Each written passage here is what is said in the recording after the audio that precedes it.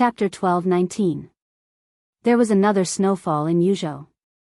The chilly white snowflakes were floating in the skyscrapers of Yuzhou province and the sky above the old garden, covering the pavilions, terraces and mansions in the old garden, the clear west mountain, the verdant woods outside the old garden and the winding paths. The snow was getting heavier. The scenery between heaven and earth turned from light white to a vast expanse. Distant mountains, forests, heaven and earth. Everything seemed to have solidified into an almost eternal picture.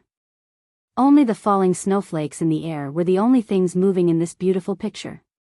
There was a breathtakingly beautiful woman in this breathtakingly beautiful picture. It was a color that was completely opposite to the surrounding snow. She wore a black slim-fitting coat, black silk trousers, and black high-heeled leather boots. Her black hair was like a black waterfall, occasionally dancing in the cold wind and flying snow. She stood in the best position in the old garden, looking at the vast west mountain in the distance, and under her feet was a blooming red plum blossom. This was a kind of impact that was enough to hit the depths of the soul. If there was a focus in this picture, it must be the black in this vast expanse of white. She stood there quietly with her hands in the pockets of her coat. She was graceful, but her entire person seemed to have a kind of aura. Unconsciously, it suppressed the winter plum blossoms beneath her feet, suppressed the white snow around her, suppressed the distant west mountain and forest. She was colder than the flying snow, more gorgeous than the winter plum blossom, and more piercing than the winter wind. It seemed that the beauty of the world was blooming on her. She was beautiful and flawless. Gu Xianyan looked at Sister Qin's slim back with infatuation, and her beautiful big eyes were full of amazement and envy. That figure stood there quietly, tall and straight, yet incomparably ethereal, like a peerless shadow that resided in the mortal world. It seemed that as long as it moved slightly, it would drift away with the wind and the flying snow into the untainted world. The old garden was located in a corner of the West Mountain Forest Park in Yuzhou. It did not cover an exaggerated area, and it was not famous in Yuzhou. It looked like a yuan lin with a variety of architectural styles. It was originally built in the name of a club, but in fact, it had never entertained guests. It was a private palace built by the Flourishing Age Fund for the Master of Samsara Palace, occupying the best position and the best view in West Mountain. Since the old garden was built, the Master of Samsara Palace had never been here once. Now, it naturally became Qin Weibai's palace. This was the first time that Qin Weibai had come to her hometown, a place that most old Yuzhou people had never heard of. Snow and cold wind danced in the air. In the cold air, she stood there quietly for a long time. No one knew what she was thinking. She was like an ice goddess meditating in the wind and snow, with a kind of awe-inspiring and dreamy dignity that could not be blasphemed. Nearly 100 staff members in the entire old garden were serving Qin Weibai alone. No one came to the old garden on weekdays, but the daily operation did not stop. Nearly 100 staff members were the professionally trained elites that Han Donglu transferred from his own club. Today, they saw the owner of the old garden for the first time. They were shocked and inevitably whispered. Of course, they did not dare to have any malice, but they could not avoid the curiosity in their hearts. It's the first time that I've seen a woman like Madam. Is she the owner here? Who do you think she is? In the open hall, professional waiters put the dishes on the table one by one. Some took the wine, and some put the tableware. Their movements were light. In the corner, several waiters gathered together and looked at Qin Weibai standing outside the hall from a distance. They whispered. They were all very young and beautiful. One of them had just graduated from college this year. In that well-known university, she also had the reputation of the department belle. However, the appearance of Qin Weibai had completely subverted their understanding of beauty. The so-called beauty turned out to be not the kind of limit that beautiful appearance, clothes, and cosmetics matched with the limit. The real beauty had no limit. It was the kind of unimaginable but real perfection. It was the kind of holy and untouchable that was close but far away. Who knows? Another waiter shook his head and whispered, "She asked us to call her Madam. This should be her husband's place, right? I've worked here for almost 2 years, and I haven't seen the owner yet. Such a woman should be owned by another man. As a woman, I feel a little heartbroken when I think about it. She has such a strong aura. Even if she is the president of a super multinational company or the speaker of a certain place, I will believe it. The speaker is unlikely. She is too young. But maybe she is the daughter-in-law of a member of parliament or a director. Such a woman, her life is not something we can imagine. Is that little girl Madame's daughter? When she grows up, she won't be much worse than her mother. Maybe Madame is waiting for her husband? Daughter? Are you kidding me? Madame is obviously very young. How can she have such an old daughter? Is it a sister? Young. I'm not sure about her age. Maybe 20, maybe 30. But her skin is so good, just like a little girl who has been carefully cared for. Madame just looked at me, and my scalp is still numb now. Little girl? You are so funny. The discussion continued in a trance and envy. It seemed that they all believed that Madame was waiting for her husband. In the hall, exquisite dishes were served one by one, looking and smelling good. The deep and melodious bell rang in the old garden, echoing in the snowy world. Qin Weibai raised her wrist and looked at her watch. Almost at the same time she lowered her head, a figure being led over outside the moon gate beside her also stopped. It was a woman who appeared outside the moon gate. Compared to Qin Weibai, who was 1.75 meters tall and was wearing high-heeled leather boots, she was very petite. She was wearing a dark windbreaker, a beige scarf, a black skirt, and a pair of marten shoes. It was a simple combination, but when she put it on, there was a sense that these clothes should belong to her and only her. There was a sense of harmony in them, as if they were made by nature. Her carefully groomed chestnut curls were scattered lazily. This was also a woman who was so beautiful that it was hard to tell her specific age. Maybe she was not as beautiful as Qin Weibai, but it was enough to make people toss and turn unforgettable. Mature, gentle, quiet, well-behaved, charming, and full of charm. She seemed to be in her 20s, in her 30s, or in her 40s. On different occasions, in front of different people, her every expression, every movement, every smile, every word, every different face, and every temperament that could be switched freely seemed to be able to satisfy all the beautiful fantasies of men about women. She might not have the strength to fight tit for tat with countless superiors in various fields without falling into a disadvantageous position. She did not have the temperament to be unmoved by the wind and rain. She did not have the treacherous and unpredictable tactics that were impossible to guard against. But when such a woman stood in front of him, she still gave people the feeling that she was unfathomable. She was a woman. But she was also like countless women. Charming, lazy and naive, noble and elegant, delicate and pitiful, there seemed to be countless faces under her beautiful face. She and Qin Weibai could be said to be the kind of people who made different choices. Qin Weibai chose to conquer the world by herself. She gave all her charm, enthusiasm, and charm to Li Tianlan without reservation. She even gave her country to Li Tianlan. She did not have the ability to conquer the world, but she used all her charm, enthusiasm, and charm to control the man who could conquer the world. Qin Weibai looked up and saw her. She also saw Qin Weibai at the same time. The somewhat petite but exceptionally exquisite delicate body stood there. For a moment, under the flying snow, all her hidden faces seemed to be frozen. She looked at Qin Weibai, and all her emotions seemed to turn into the deepest vigilance in the shortest time. Qin Weibai laughed. Her voice was clear, but it fell in the woman's ears like thunder. Mask, it's our first time meeting. I've heard a lot about you. After a pause, she continued, you know me, don't you? So there's no need for me to introduce myself. The masked lady's body tensed up. Her eyes were either misty or hazy, and the vigilance in them was almost tangible. She was like a cat protecting its own secret. Her hair stood up quietly, but she tried to maintain her shock. I've heard a lot about you.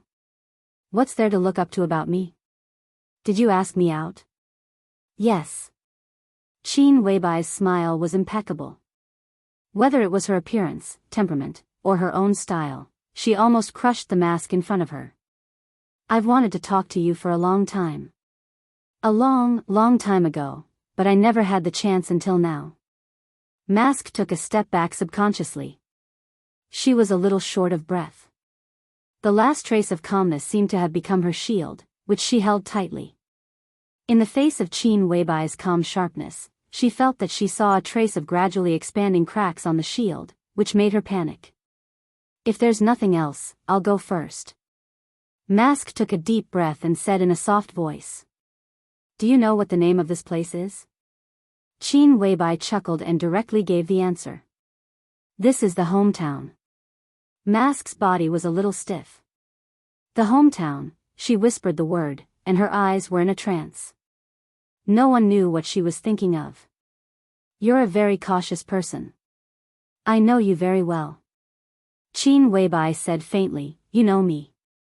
You know who I am, so you're on guard against me and even afraid.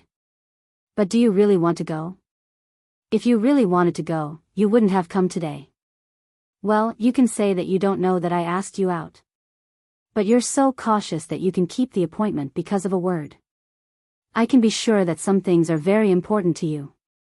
So, compared with your vigilance against me now, which one is more important? Mask's expression kept changing. She was a little tangled and looked more delicate and pitiful, which made people want to hold her in their arms and comfort her. In the light footsteps, Gu Xianyan trotted over and stood beside Qin Weibai. She looked curiously at the strange and charming woman in front of her, as if she didn't know the relationship between her and Qin Weibai. Your life shouldn't have been like this. Qin Weibai said softly, don't you really want to know what happened in the depths of West Lake in Lin and 25 years ago? Like a peerless swordsman with outstanding beauty, Qin Weibai looked at the struggling eyes of Mask and thrust her sword straight to the vital part. Jiang Nishan? Or should I call you Gu Qingxiu? Gu Qingxiu's face was pale, and her body was shaking. She even couldn't stand steadily. She stared at Qin Weibai with unconcealable fear in her eyes. It seemed that the shield she held in front of her had finally lost the sharpness of Qin Weibai. The last trace of calmness was torn apart in Qin Weibai's whisper. Her defense line was shaky and about to collapse. How do you know? She tried to open her mouth, but her voice, which was originally very beautiful, became a little hoarse. Gu Xianyan narrowed her eyes and looked seriously at the strange woman in front of her. Although she was very young, no one really treated her as a child, whether she was with Qin Weibai or in Kunlun City. She was cultivated regardless of her age. Gu Xingyan regarded her as a chain that might be able to tie Li Tianlan or other super heavyweights in the future. And Qin Weibai felt that she needed to cultivate a successor. Therefore, the sensitive situation of outsiders looking at flowers in the fog was never a secret to Gu Xianyan. It was never a secret to her. As long as she wanted to know, she could know the basic sequence of events. The flames of war had spread all over Jianghu state. Late at night 7 days ago, Li Huaqing personally flew to Emperor Dong's palace and had not returned to Jianghu state yet. In the morning after that night, the academy and the new group began to pour fire on each other almost at the same time. 7 days was neither a long time nor a short time. When the resources of both sides were fully mobilized, everyone could smell the fierce smoke of gunpowder after the war. As of today, the two groups affiliated to the Flourishing Age Fund had been in trouble. One of them might face a huge fine of more than 1 billion Zhongzhou dollars, and the other was likely to be completely closed down. Many departments were completely firing at the Flourishing Age Fund. The stocks of many listed companies affiliated to the Flourishing Age Fund were shaking violently. The groups that had dealings with the Flourishing Age Fund in many fields were a little uneasy. This brief introduction affected the entire stock market of Zhongzhou state. The Flourishing Age Fund was so big that almost no one knew its specific scale except for Han Donglu. This neutral wealthy family, which seemed to be a financial giant entrenched in Huading on the surface, had quietly extended its tentacles to all aspects in the past. Energy, aerospace, minerals, real estate, internet, construction, hotels, film and television media, medicine and health, electricity, communications, automobile manufacturing, insurance, fashion, daily necessities, retail. The shadow of the Flourishing Age Fund could be seen everywhere in dozens of fields. In more fields, the Flourishing Age Fund seemed not to be directly involved, but it held a large number of shares of other groups.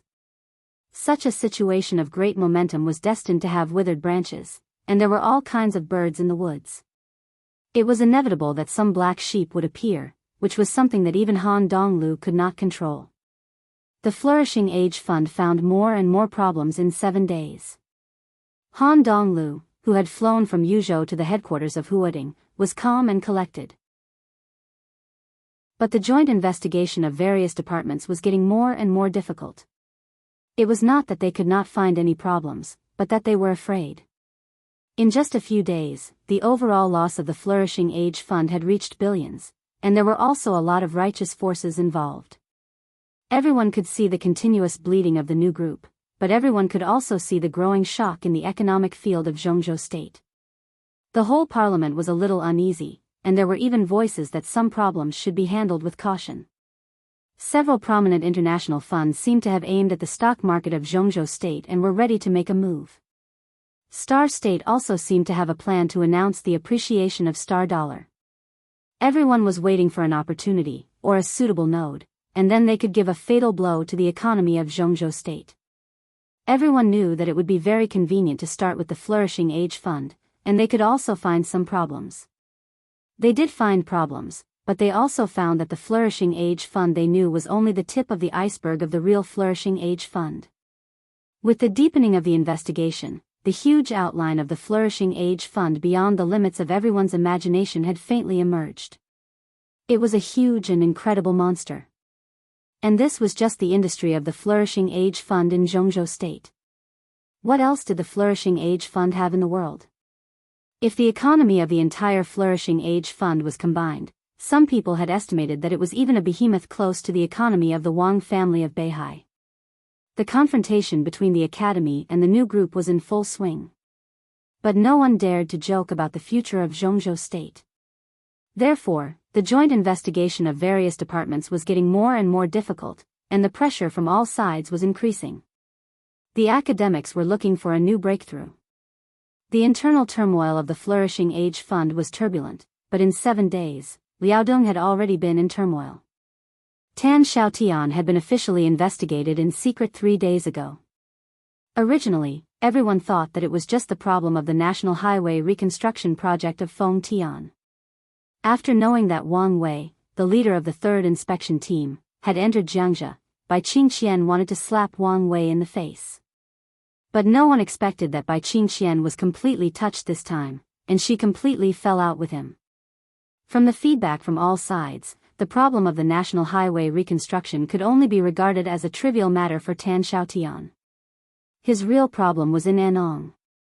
It was an illegal trade network he built in Anong that connected the peninsula, and from the peninsula to the periphery of Snow Country and Goryeo. It involved the scope of polar light, from food to population to arms. Tan Xiaotian could get huge profits just by saying hello.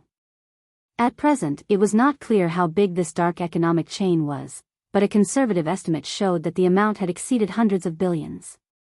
Tan Xiaotian. Hundreds of billions. The two were obviously not the same concept. So how many people were involved in the hundreds of billions? Anong developed very fast in Liaodong, and it was also jokingly known as the secretary class. At its peak, there were 13 directors in Anong, and 7 of them were secretaries. Such a scene was rare in the whole Jianghu state. People jokingly discussed that Anong developed very fast, so the big bosses would put their trusted secretaries to guild. When the time came, there would be a golden road in front of them. Tan Xiaotian's resume seemed to confirm this. From the mayor of Anong to the deputy speaker of Feng Tian, although the rank was the same, the prospects were completely different. After the election in a few months, no matter where he went, Tan Xiaotian would definitely be a deputy governor, which had something to do with the rapid development of Anong. But when this illegal trade chain appeared, everyone was considering whether the big bosses put their secretaries in Anong to gild or to protect some secrets that could not be exposed. No one knew where this idea came from, but in just a few days, it had become very popular in Liaodong. Today, in addition to Tan Xiaotian, 3 directors in Anong had been secretly investigated by the Ministry of Supervision of Liaodong. There was no doubt that these 3 people were secretaries, and one of them was the secretary of the current governor of Liaodong. A monstrous storm was brewing in Liaodong. Everyone could guess the answer that was about to break out of the shell and was destined to be earth-shattering.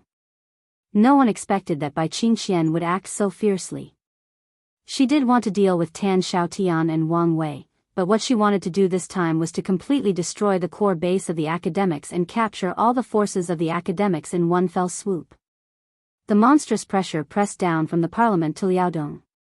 Not only the academics, but also individuals from the giant group, the southeast group, and even the north group called by Qingqian, trying to suppress this matter, or at least control it within a certain range. At this time, Hua Jingyang, the leader of the academy in Yuzhou, the vice minister of the cabinet, had a thorough talk with Bai Qingqian. The conversation between the two was almost a reprimand from Hua Jingyang to Bai Qingqian. Vice Minister Hua clearly told Bai Qingqian that the parliament supported her work, but hoped that she would not make a fuss and make trouble out of nothing. In the current situation, stability came first. Bai Qingqian, however, was tit for tat and did not give any face to the leader of the academy. Her response at that time was also very clear to Gu Xianyan, because after this incident, Qin Weibai and Bai Qingqian talked on the phone and did not avoid her at that time. Bai Qingqian said so at that time. Tan Xiaotian's problem is not only a problem of Zhongzhou state, but also a serious injury to our friendship with the peninsula. Vice Minister Hua, you can think about how serious the consequences will be if this matter is suppressed. One day, when the people of the peninsula who can't even eat enough and can't even afford to wear clothes learn that their young and beautiful women have come to Zhongzhou state to engage in various industries under the temptation of people like Tan Xiaotian, what kind of situation and consequences will it be? Can you and Liaodong bear the consequences? This question could be said to be powerful and resonant. Hua Jingyang even threw the phone on the spot. At present, the 3rd supervisory group was still active in Jianghu. But the team leader, Wang Wei, had already closed his door and did not participate in the summary meeting of the supervisory group. Tan Xiaotian's accident directly made Wang Wei's reputation in Zhongzhou state drop to the freezing point. Everyone was still waiting for Tan Xiaotian to be completely broken through, waiting for this storm to completely engulf the few big shots standing at the top of Liaodong. Under such circumstances, it seemed that they were afraid of the complete rebound of the academics, so the giant group also began to quiet down. Bai Zhanfang and Zhou Mulan, who had already had a countermeasure, began to quietly put away the cards in their hands that they were ready to play, waiting for the right time. As a result, the flames of the 2 battlefields of Liaodong and the flourishing Age Fund continued to burn, igniting the overall situation. Under such circumstances, Qin Weibai, who had been quiet in Yuzhou, suddenly made an appointment with this woman in front of her, which made Gu Xianyan instinctively feel that something was wrong. At this time, Qin Weibai could not meet a meaningless person. Gu Qingqiu. Jiang Nishang. Gu Xianyan blinked her watery eyes and looked at the woman in front of her. What kind of impact could she have on the next overall situation? Her surname was Gu. Was she from Kunlun City? It shouldn't be. Otherwise, how could she not know her? Qin Weibai looked at Gu Qingqiu quietly, looking at the horror in her eyes. If these 2 names were a sword that pierced the vital point, then Qin Weibai's next words were a fatal blow. You are 36 years old this year, and you have been carrying out tasks since you were 21. Your code name is Fairy, and your secondary code name is Mask. Those who know these 2 code names think that there are 2 people. In fact, both code names are you.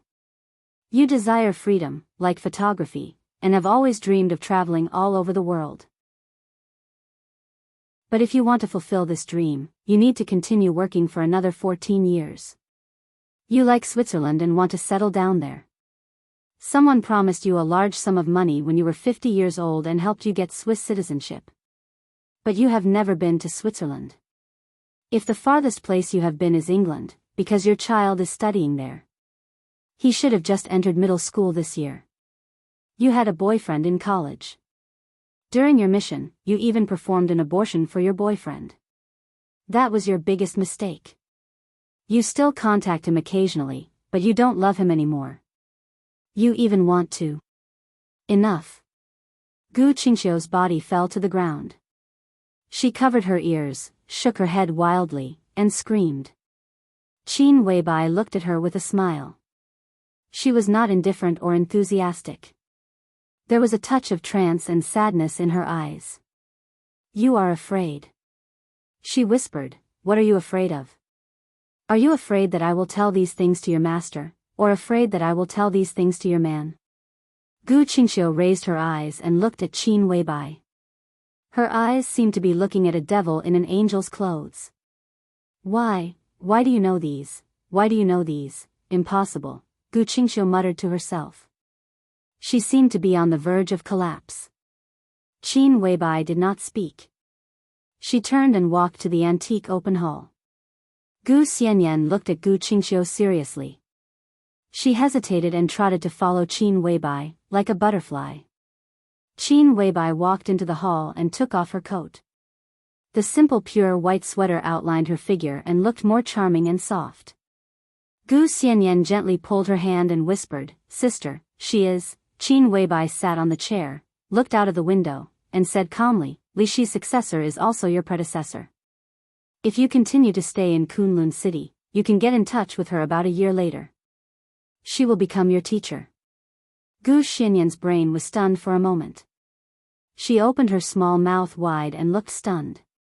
Her predecessor. Li Shi's successor, this identity could not be more obvious. Kunlun City, the previous generation of Phoenix Pavilion. Master. Gu Xianyan shook her head subconsciously, feeling a little confused. Gu Qingxiu. This was a figure hidden at the bottom of Kunlun City's secrets. Gu Xianyan was not surprised that there was such a figure in Kunlun City. But the previous pavilion master of Phoenix Pavilion turned out to be a figure hidden at the bottom of Kunlun City's secrets? She stayed in Kunlun City for several years. The two invincible realm experts in Kunlun City were both her teachers. She was in daily contact with the high-level officials of Kunlun City. They would teach Gu Xianyan their experience in various aspects, and they would talk about some random things when chatting. But, Gu Qingxiu.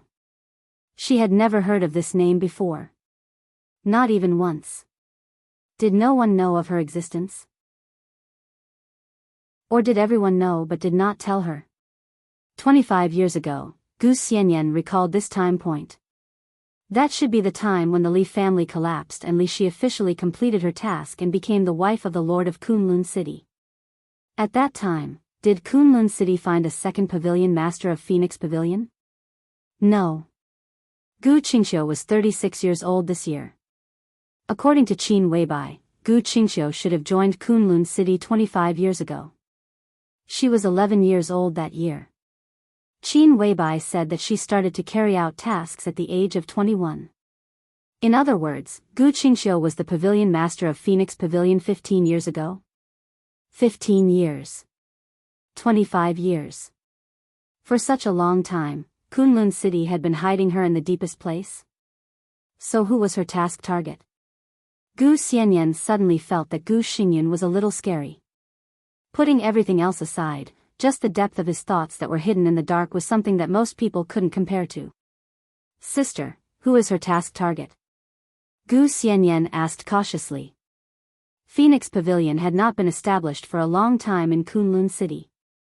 Li Shi was the first pavilion master of Phoenix Pavilion. Her task target was the youngest invincible realm expert in the world at that time, the first person of the young generation in Jianghu State at that time, the heavenly son of the Li family whose edge could suppress Wang Tianzong, the youngest marshal in Jianghu State at that time, and the future god of war in Jianghu State, Li Kuangtu. Li Shi, the first pavilion master, successfully destroyed Li Kuangtu. Gu Xianyan was the third pavilion master of Phoenix Pavilion. Kunlun City's target was even more terrifying. Li Tianlan. This was a pavilion master who took Li Tianlan as her task target. Was she arrogant and conceited? Did she have no F***king idea? Was she ignorant? It was really not. Kunlun City regarded her as the third pavilion master. It seemed to be just a simple identity, but in fact, for this identity, all departments of Phoenix Pavilion had made the most cautious and meticulous analysis, and there were millions of theoretical reports to support this conclusion. They made Gu Xianyan the third pavilion master, which meant that they firmly believed that Gu Xianyan was qualified to hunt Li Tianlan. That million-word theoretical report was the foundation that supported all of this. They would analyze Li Tianlan's character in terrifying detail, summarize his preferences, collect all kinds of details about him, all his hobbies, and then cultivate Gu Xianyan from various fields. This kind of targeting was undoubtedly the most terrifying and impeccable. The cultivated Gu Xianyan might not be the most perfect, but it was certain that, in the analysis of Kunlun City, such Gu Xianyan must be the most perfect in Li Tianlan's eyes. Of course, Gu Xianyan couldn't do this now. But there was no problem with everything. Li Tianlan was young enough, and Gu Xianyan was immature enough. She still had a lot of time to grow up and be cultivated. Kunlun City had enough strength to equip her from all aspects. In this process, how many resources to mobilize and how much money to spend were not the issues that Kunlun City considered at all. They could spend tens of billions just to cultivate a woman who could stay with Li Tianlan and make him love her so much. Then the tens of billions of funds were valuable, and it would definitely bring Kunlun City a return that far exceeded the cost. This was the idea that Kunlun City built Phoenix Pavilion. And this idea was indeed successful now. They cultivated Li Shi, successfully overthrew the Li family, and replaced it. Li Shi hunted Li Guangtu in the past. Gu Xianyan would hunt Li Tianlan in the future. This was Gu Xingyan's plan. There were always some people who said that smart people would not fall in the same place twice. In fact, history always repeated itself. Kunlun City was full of confidence.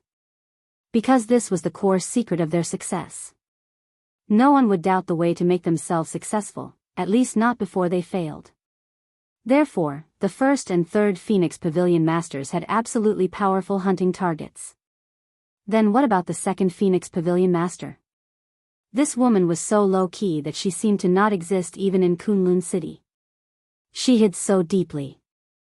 This woman who had been on duty for 15 years and had successfully hunted for 15 years, who was her target? Qin Weibai looked at the wine in front of her, then picked up the freshly squeezed orange juice on the side, poured herself a glass, and whispered, "It's Qing Shilai." Gu Xianyan didn't speak for a while. Maybe she didn't react, or maybe she couldn't believe it at all. She blinked and tilted her head to look at Qin Weibai. "Sister, who are you talking about?" "Qing Shilai." Qin Weibai's voice was calm. Gu Xianyan didn't respond. She seemed to be almost numb by the impact of this name. Qing Shilai. This was a name that was not very familiar to the people of Jianghu State. Because of his low profile, many media would often mention it even when reporting. At his behest, a department replaced his name. Ministry of Personnel. Qing Shilai. Jianghu State Counselor, Minister of the Ministry of Personnel of Jianghu State, Li Huaqing's first confidant, and the academic's first corps general. He was also one of the most popular flag-type figures of the academics today. He was recognized as the most low-key counselor in Jianghu State, and also one of the most courageous counselors in the parliament. If the most simple sentence was used to describe Qing Shilai's weight in Jianghu State, he was the strongest opponent of Wang Qinglei from the Wang family of Beihai. Yes, it was Wang Qinglei, who had a bright future in the Wang family of Beihai. Not the current Wang Qinglei. If it weren't for Li Huaqing's re-election in this election, Qing Shilai would almost certainly be pushed into the director's seat by the academics without any accident. And even if Li Huaqing was re-elected, Qing Shilai was still very likely to become one of the directors of Jianghu State after the election, one step ahead of Wang Qinglei. Even if he couldn't go further, he would continue to sit in the position of Minister of the Ministry of Personnel, with students all over Jianghu State and a more solid foundation. After 5 years, the possibility of him directly succeeding Li Huaqing would also greatly increase. There was no doubt. Qing Shilai's existence was the academic's greatest hope in the post-Li Huaqing era. When Wang Qinglei's future was obscure, Qing Shilai, who was getting more and more stable, was almost the heir in everyone's eyes. What did this mean? Qing Shilai, the academics. Kunlun City. Phoenix Pavilion, this is terrible. Gu Xianyan muttered to herself, Gu Xingyun is terrible. Yes, he put a woman with Qing Shilai for 15 years. The most important thing is that she never made any request to Qing Shilai. She just silently waited for Qing Shilai to become a director or to climb to the top of Zhongzhou State. In terms of long-term planning, Gu Xingyun can be regarded as a true disciple of the Li family. Qin Weibai's voice was a little subtle. In her sight, Gu Qingxiu, bathed in the wind and snow, stood up shakily and looked deeply at Qin Weibai in the hall. The two people's eyes met, and there seemed to be sparks in the air that were enough to burn the flying snow. Qin Weibai's expression was cold and proud. She raised the orange juice in her hand, and through the bright and transparent floor-to-ceiling window in the hall, she greeted from a distance. Gu Qingxiu hesitated and took a step forward. Qin Weibai raised the corner of her mouth. She could bring disaster to the country and people. Sister, you want to use Gu Qingxiu to destroy Qing Shilai? Even destroy the whole academics? Gu Xianyan was a little excited. After all, she was a child. No matter how mature she was, the childishness of wanting the world to be in chaos still existed. Destroy the academics? Qin Weibai couldn't help laughing. How is it possible? Even if Qing Shilai falls, it will at most frustrate the layout of the academics for the next 10 years, far from being destroyed. Kunlun City has bet heavily on Qing Shilai. In other words, Qing Shilai is now flawless. Because Gu Qingxiu has never made any request to him that goes against his own position, nor has she done anything excessive. Gu Qingxiu is indeed from Phoenix Pavilion, but in Gu Xingyun's eyes, before Qing Shilai reaches the top, she does nothing but complete the task. Qin Weibai blinked her eyes and said softly, so, although Gu Qingxiu's background can't be changed, just from looking at it now, she's actually just Qing Shilai's lover. Moreover, she's an extremely obedient and dutiful type. What impact can a lover have on Qing Shilai? Even if it's exposed, it's just like that.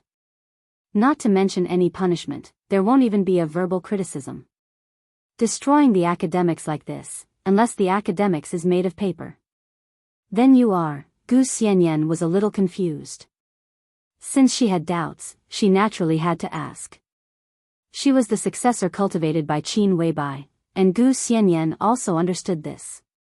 No matter how intelligent the goddess was, no matter how invincible Emperor Dong was, they would eventually grow old and could not disobey the will of time, but Emperor Dong's palace would always exist. And Gu Xianyan was the best candidate to assist the future palace lord of Emperor Dong's palace in Qin Weibai's expectation. From now on, Gu Xianyan would absorb everything and grow wildly. I need to detonate Gu Qingxiu, the bomb, and use Qing Shilai to test something that I have always been confused about, but it's very important. Qin Weibai's eyes narrowed slightly, and she continued, and the outside world is now guessing what trump card Li Huaqing has in Emperor Dong's palace. They don't know, but I do. Li Huaqing does have a trump card in his hand, and his trump card can indeed persuade Tianlan to compromise in an instant, which will be far more beneficial than the purgatory of heaven capital. It's just that Li Huaqing himself is hesitating whether to play this card or not, so there is the current confrontation. If Qing Shilai's matter is exposed, the subsequent impact will also indirectly stimulate Li Huaqing, so that he will make up his mind earlier and end all this. Qin Weibai's red lips were soft, and her white teeth gently bit the straw. It's like killing two birds with one stone. Gu Qingxiu finally made up her mind and walked into the hall. She took off her scarf and coat, standing opposite Qin Weibai, looking at her silently with a calm expression. Qin Weibai chuckled, reached out her hand, and said lightly, "Please sit down." Chapter 12:20. Gu Qingxiu sat down slowly. The wind and snow outside with the cold temperature seemed to calm her down a lot. She seemed to have regained her composure, but she looked a little haggard, so she was more delicate. The light in Gu Xianyan's eyes flowed, and she sighed in admiration in her heart. This woman was naturally extremely beautiful, but the most attractive thing was not her appearance or her proud figure, but her temperament that seemed to be able to hook into the depths of one's soul. Every movement, every expression, would cause others to involuntarily focus their gazes on her. Gu Xianyan could imagine the light when she attended various banquets, shining but not dazzling. No matter where she went, on any occasion, she would be the absolute focus. Maybe she didn't need to do anything, and she didn't need to hold any power. She just walked in the crowd, and people would pay attention to her. She was as gentle as jade, without threat. This was a woman who didn't even have the idea of jealousy from the same sex. To this extent, a vase was completely equivalent to a priceless treasure. What do you want to talk about? Gu Qingxiu gently bit her rosy lips and asked in a low voice. She was still a peerless beauty, but under Qin Weibai's aura, she had become a very ordinary beauty, and her spirit was crushed in all aspects. Gu Qingxiu suddenly felt a little humiliated. She suddenly felt like an ugly duckling sitting in front of a swan. That kind of whiteness and beauty filled her entire field of vision, bringing with it a loneliness and pride that seemed to be able to stab at her dignity. This caused the line of defense she had reconstructed in her heart to waver once again. No hurry. Qin Weibai looked at Gu Qingxiu calmly. Eat something first. What do you want to drink? Gu Qingxiu shook her head in a trance, looking at the drinks on the edge of the table. There were freshly squeezed orange juice and mixed fruit juice, fruit wine brewed by Gu Yuan, and red wine that was waking up. There was an ice bucket in the small dining car on the edge of the table, and 2 champagne bottles were lying in it. She looked like a cold beauty. Cola, which could be said to be the public enemy of women, was naturally not available. Gu Qingxiu reached out and poured herself a glass of white wine. She picked it up and drank it. The spicy smell of wine rolled in her stomach, and she choked and coughed violently. Qin Weibai looked at her quietly, with a distant color in her eyes that no one could see through. Gu Qingxiu stopped coughing with difficulty, and 2 groups of red appeared on her face, looking more and more charming. Let's eat. Qin Weibai glanced at her and said with a smile, this place is usually very hidden, and almost no one comes here. Therefore, no one will know that you are here today. Besides the 2 of us, no one else here will know who you are. She picked up a piece of winter melon and placed it on the plate in front of her. Gu Qingxiu looked at the sumptuous dishes in front of her, then looked at the cutlery. The temperature of the hall was just right, but she felt a coldness that was even colder than when she was outside. There were 12 dishes on the table, and most of them were vegetarian dishes with bright colors. Of the 2 meat dishes, one was a pigeon, and the other was neither fish nor fowl. It was a plate of dog meat that would not appear in most banquets. There was a saying in Jianghu state that dog meat should not be served, but this plate of dog meat was placed in the middle of all the dishes, as if it was a glaring reminder. Others might not know that Gu Qingxiu, who looked beautiful, refined, elegant, and delicate, actually loved to eat dog meat. Qing Shilai, who had been with her for many years, did not know this. In her memory, this was a secret that only her dead parents and Gu Xingyin knew. The 12 dishes were her favorite on weekdays. The tableware was made of pure silver, and the tableware was carved with orchid patterns, which were also her favorite, plus what Qin Weibai had said before. This kind of fear of being understood little by little from the details was constantly rising in her heart. She did not know why the other party knew her existence. She also did not know why the other party knew her so well. The vigilant instinct was screaming wildly, reminding her to leave this dangerous woman in front of her, but she did not dare to move and sat in the same place. Gu Qingxiu watched Qin Weibai eat gracefully, drank a glass of orange juice, and watched the people around her prepare desserts after the meal. Gu Qingxiu ate something randomly. The taste should be very good, but she could not taste it at all. Xian Yan does not know you, but you should be familiar with her. After eating quietly, Qin Weibai picked up a tissue and wiped the corners of her mouth. Her movements were delicate and elegant. Yes. Gu Qingxiu opened her mouth vigilantly. Of course, she knew the existence of Gu Xianyan. Not long ago, Gu Xingyan communicated with her and said that he would let Gu Xianyan practice in Huading for a year to broaden her horizons. After that, he would find a suitable opportunity to let Gu Xianyan be by her side and let her personally teach her. Between the lines, Gu Qingxiu could hear the importance and expectation that Gu Xingyan attached to this girl. Gu Qingxiu had already begun to come into contact with some of Gu Xingyan's information and began to consciously think about how and what she should teach her. Gu Xianyan needed to broaden her horizons, and she also needed a year's time to prepare to train her into the Phoenix Pavilion's pavilion master. However, no one expected that Gu Xianyan would make such a sharp and crazy backstab in Huading. Phoenix Pavilion was completely exposed, and the Special Warfare Group and Kunlun City were in turmoil. However, Gu Xianyan stood beside Qin Weibai and became a highly valued figure in Emperor Dong's palace. Gu Qingxiu silently glanced at Gu Xianyan. Gu Xianyan blinked her big eyes and looked at her innocently. Her acting skills were really good. Gu Qingxiu lowered her head and took a sip of juice. Li Shi, Gu Qingxiu, Gu Xianyan. Third generation Pavilion Master of Phoenix Pavilion. The first generation Pavilion Master was now the Deputy Palace Lord of Emperor Dong's palace. The third generation Pavilion Master seemed to be fully trained by Qin Weibai. Only she, the second generation Pavilion Master, was still faithfully fulfilling her obligations. Gu Qingxiu was very sure that Li Shi and Gu Xianyan were definitely not Qin Weibai's sources of information.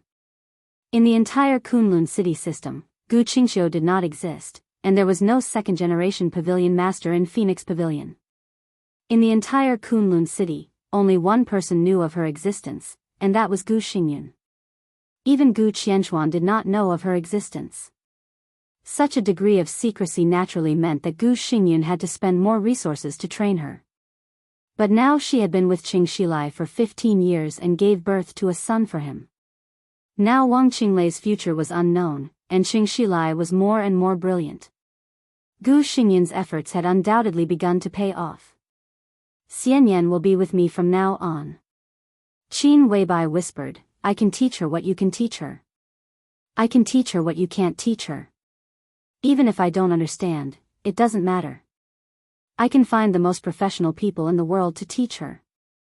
Emperor Dong's palace is far better than Kunlun City in terms of resources and prospects.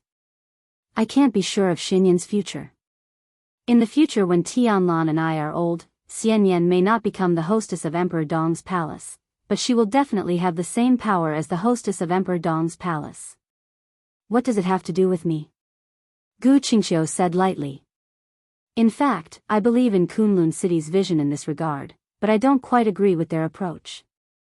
Their approach has many limitations, but they have a good eye for selection, especially the candidates for the Pavilion Master of Phoenix Pavilion. Especially the candidates for the Phoenix Pavilion Master. If possible, we don't want to miss out on any of them. Qin Weibai looked into Gu Qingxiu's eyes, and her voice was clear and sharp. I don't know what you're talking about. Gu Qingxiu suddenly smiled. Perhaps her heart was still shaken, but on the surface, she had completely calmed down. A gentle and beautiful smile bloomed at the corner of her mouth. It had a soul-stirring charm. What is Phoenix Pavilion? She couldn't clearly admit anything in front of Qin Weibai, even if Qin Weibai knew her beyond her imagination.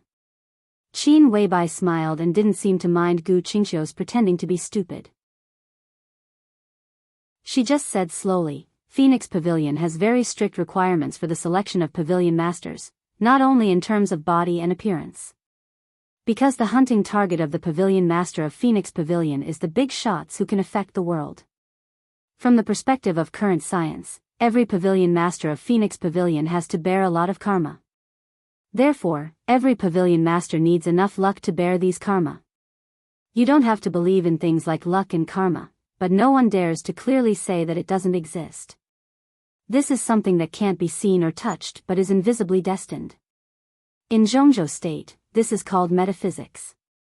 Gu Qingxiu stared at Qin Weibai blankly. Qin Weibai's voice was soft, like a cloud of cold mist that would melt in the wind and snow at any time. Zhongzhou state once had 2 recognized metaphysics grandmasters. They could prove that karma does exist. More than one general or member of parliament had been instructed by them and achieved achievements that others couldn't imagine. When the parliament made some important decisions, they would also ask them what should be paid attention to. Such people are rare in Jianghu state. But coincidentally, the monk who raised me was one of them. The whole Jianghu state knows that you are the adopted daughter of great master Wu Wei. Gu Qingxiu played with the cup in her hand. This is my luck. Qin Weibai nodded. But the whole Jianghu state doesn't know that when the Samsara Palace still existed, Xianxia, a metaphysics grandmaster who was as famous as great master Wu Wei, was the 13th super master of the Samsara Palace, codenamed Tianji. Gu Qingxiu's hand holding the cup suddenly tightened, and she looked up at Qin Weibai. This is impossible. Qin Weibai didn't speak. Gu Qingxiu sneered. I only know that Xianxia once called you a demoness who brought disaster to the country and people, and that was before he joined the Samsara Palace. In the last few years of his life, he was the 13th super master of the Samsara Palace. Qin Weibai gently raised the corner of her mouth. I sent Xian Yan to Kunlun City through Xianxia. You should know Gu Xingyan very well. He firmly believes in metaphysics. I believe in him very, very much. I can even say that I rely on him. Qin Weibai paused and said meaningfully, without Xianxuanzi's approval, do you think Gu Xingyan would casually push someone to the position of Pavilion Master of Phoenix Pavilion? Gu Qingxiu's expression changed slightly. He was keenly aware of the meaning contained in Qin Weibai's words. Gu Xianyan was the Phoenix Pavilion Master. She was also the Phoenix Pavilion Master. The expression on Gu Qingxiu's face vanished. She slowly raised her head and looked into Qin Weibai's eyes. What do you mean? Are you interested in Xianxuanzi? Qin Weibai smiled playfully. Then I'll tell you a story. It's about Xianxuanzi. The dishes were removed one by one. More than a dozen kinds of exquisite desserts of different colors and shapes were served. Qin Weibai put a piece of soft cake in front of her and said casually, Xianxuanzi's family can be regarded as a standard metaphysical family. His father, his grandfather, and even those older than him are all engaged in this industry, and they are all people with real talent. Although they have not reached the level of guru, they are not Jianghu swindlers. Their family was very famous for a while, but this kind of fame was not a good thing in a special period that you haven't experienced but have definitely heard of. Xianxuanzi's father was dragged out and smashed to death with stones and glass on the street. After the family fell, his mother took him to the northwest. During that time, life was very hard. There was a famine, and his mother starved to death. That year, Xianxuanzi was only 16 years old. He had no family, and the orphanage would not accept children at this age, so he became a homeless child. He went to the northwest, went to the south, drifted in the northeast, and was driven away as a beggar in Yuzhou. When he was at his poorest, he snatched the bread that was bitten by a stray dog on the roadside. He stole wood, worked as a laborer, built a boat, went to jail, and washed dishes for people in restaurants. Before the age of 30, he lived a life where he didn't know the next meal. He couldn't afford to smoke, couldn't drink, and was so fat that others didn't even bother to look at women.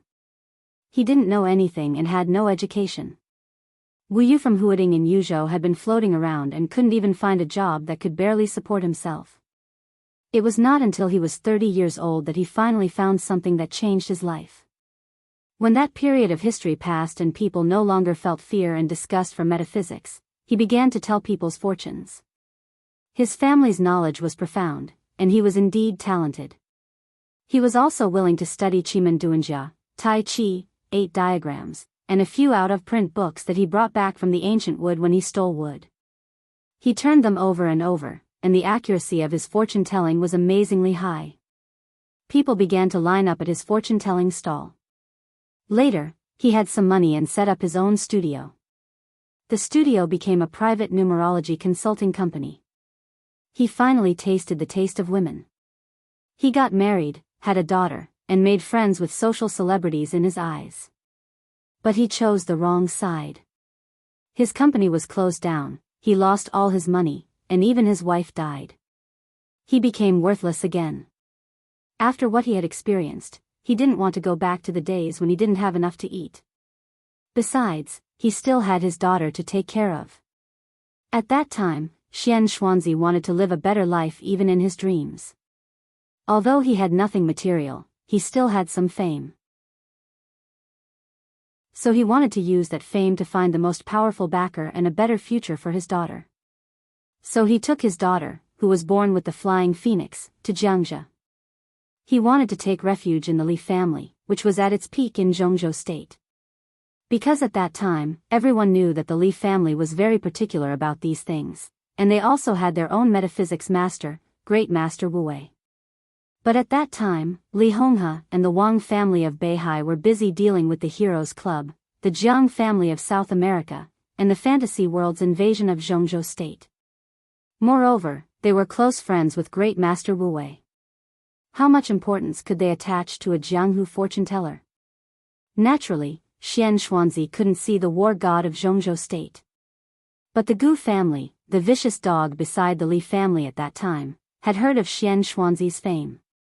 The Gu family secretly took in Xianxuanzi, but they didn't pay too much attention to him.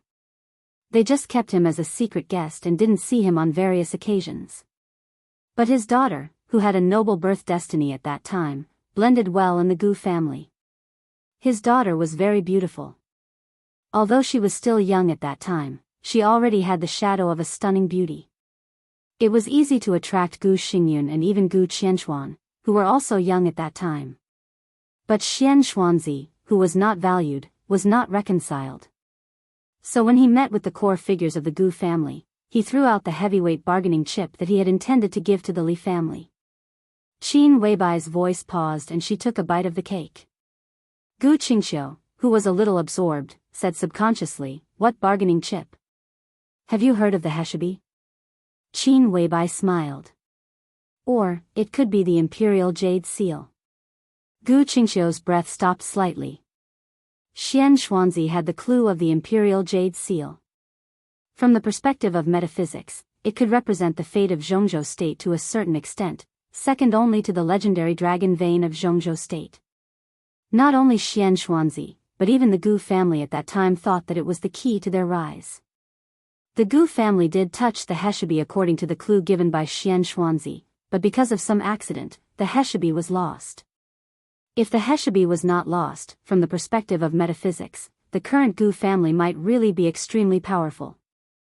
But although the Gu family did not get the Heshibi, Xianxuanzi's daughter was highly valued by the Gu family.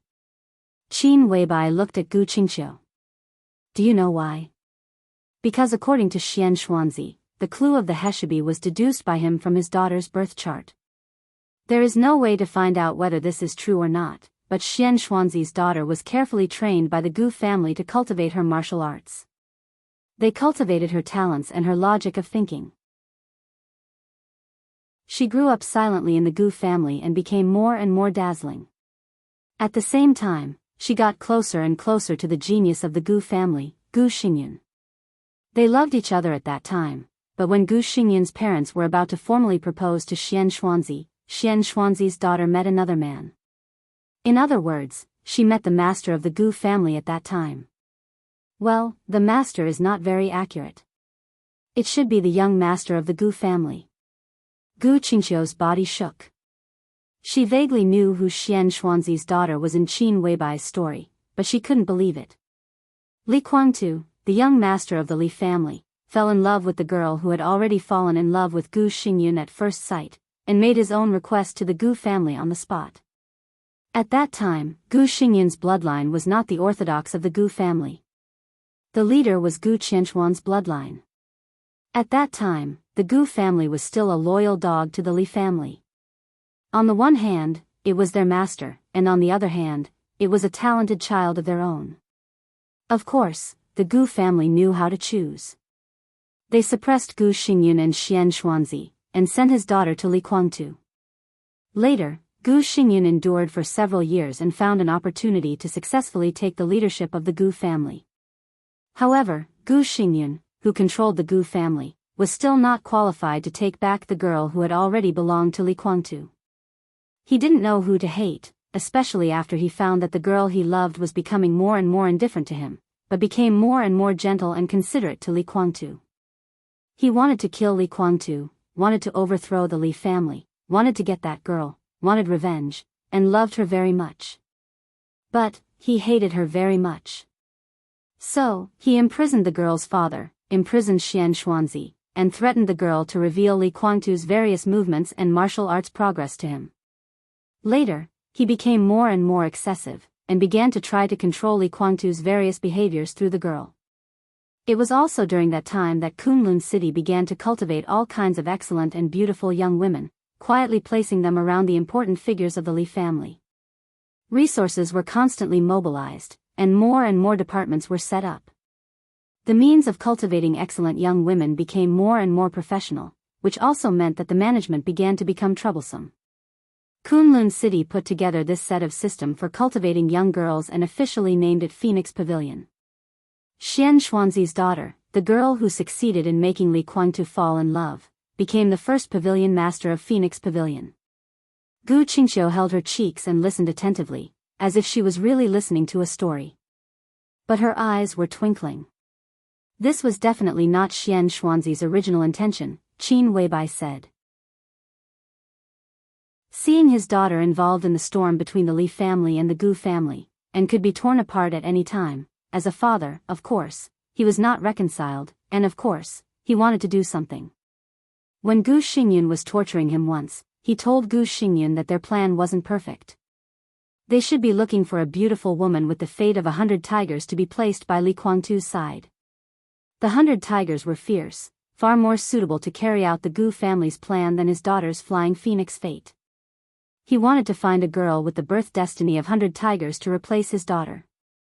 At the very least, he wanted to put her and his woman beside Li Guangtu at the same time to find a suitable scapegoat. Gu Qingxiu's body suddenly trembled as if she had been electrocuted. Her ruddy face instantly turned pale. Qin Weibai's voice continued, but the unhurried tone seemed to gradually add a touch of cruelty and sharpness. Gu Xingyun agreed to this plan. He fed Xianxuanzi the Gu family's unique poison and let him out of the Gu family. It was at that time that he, who originally had his own name, became the real Xianxuanzi.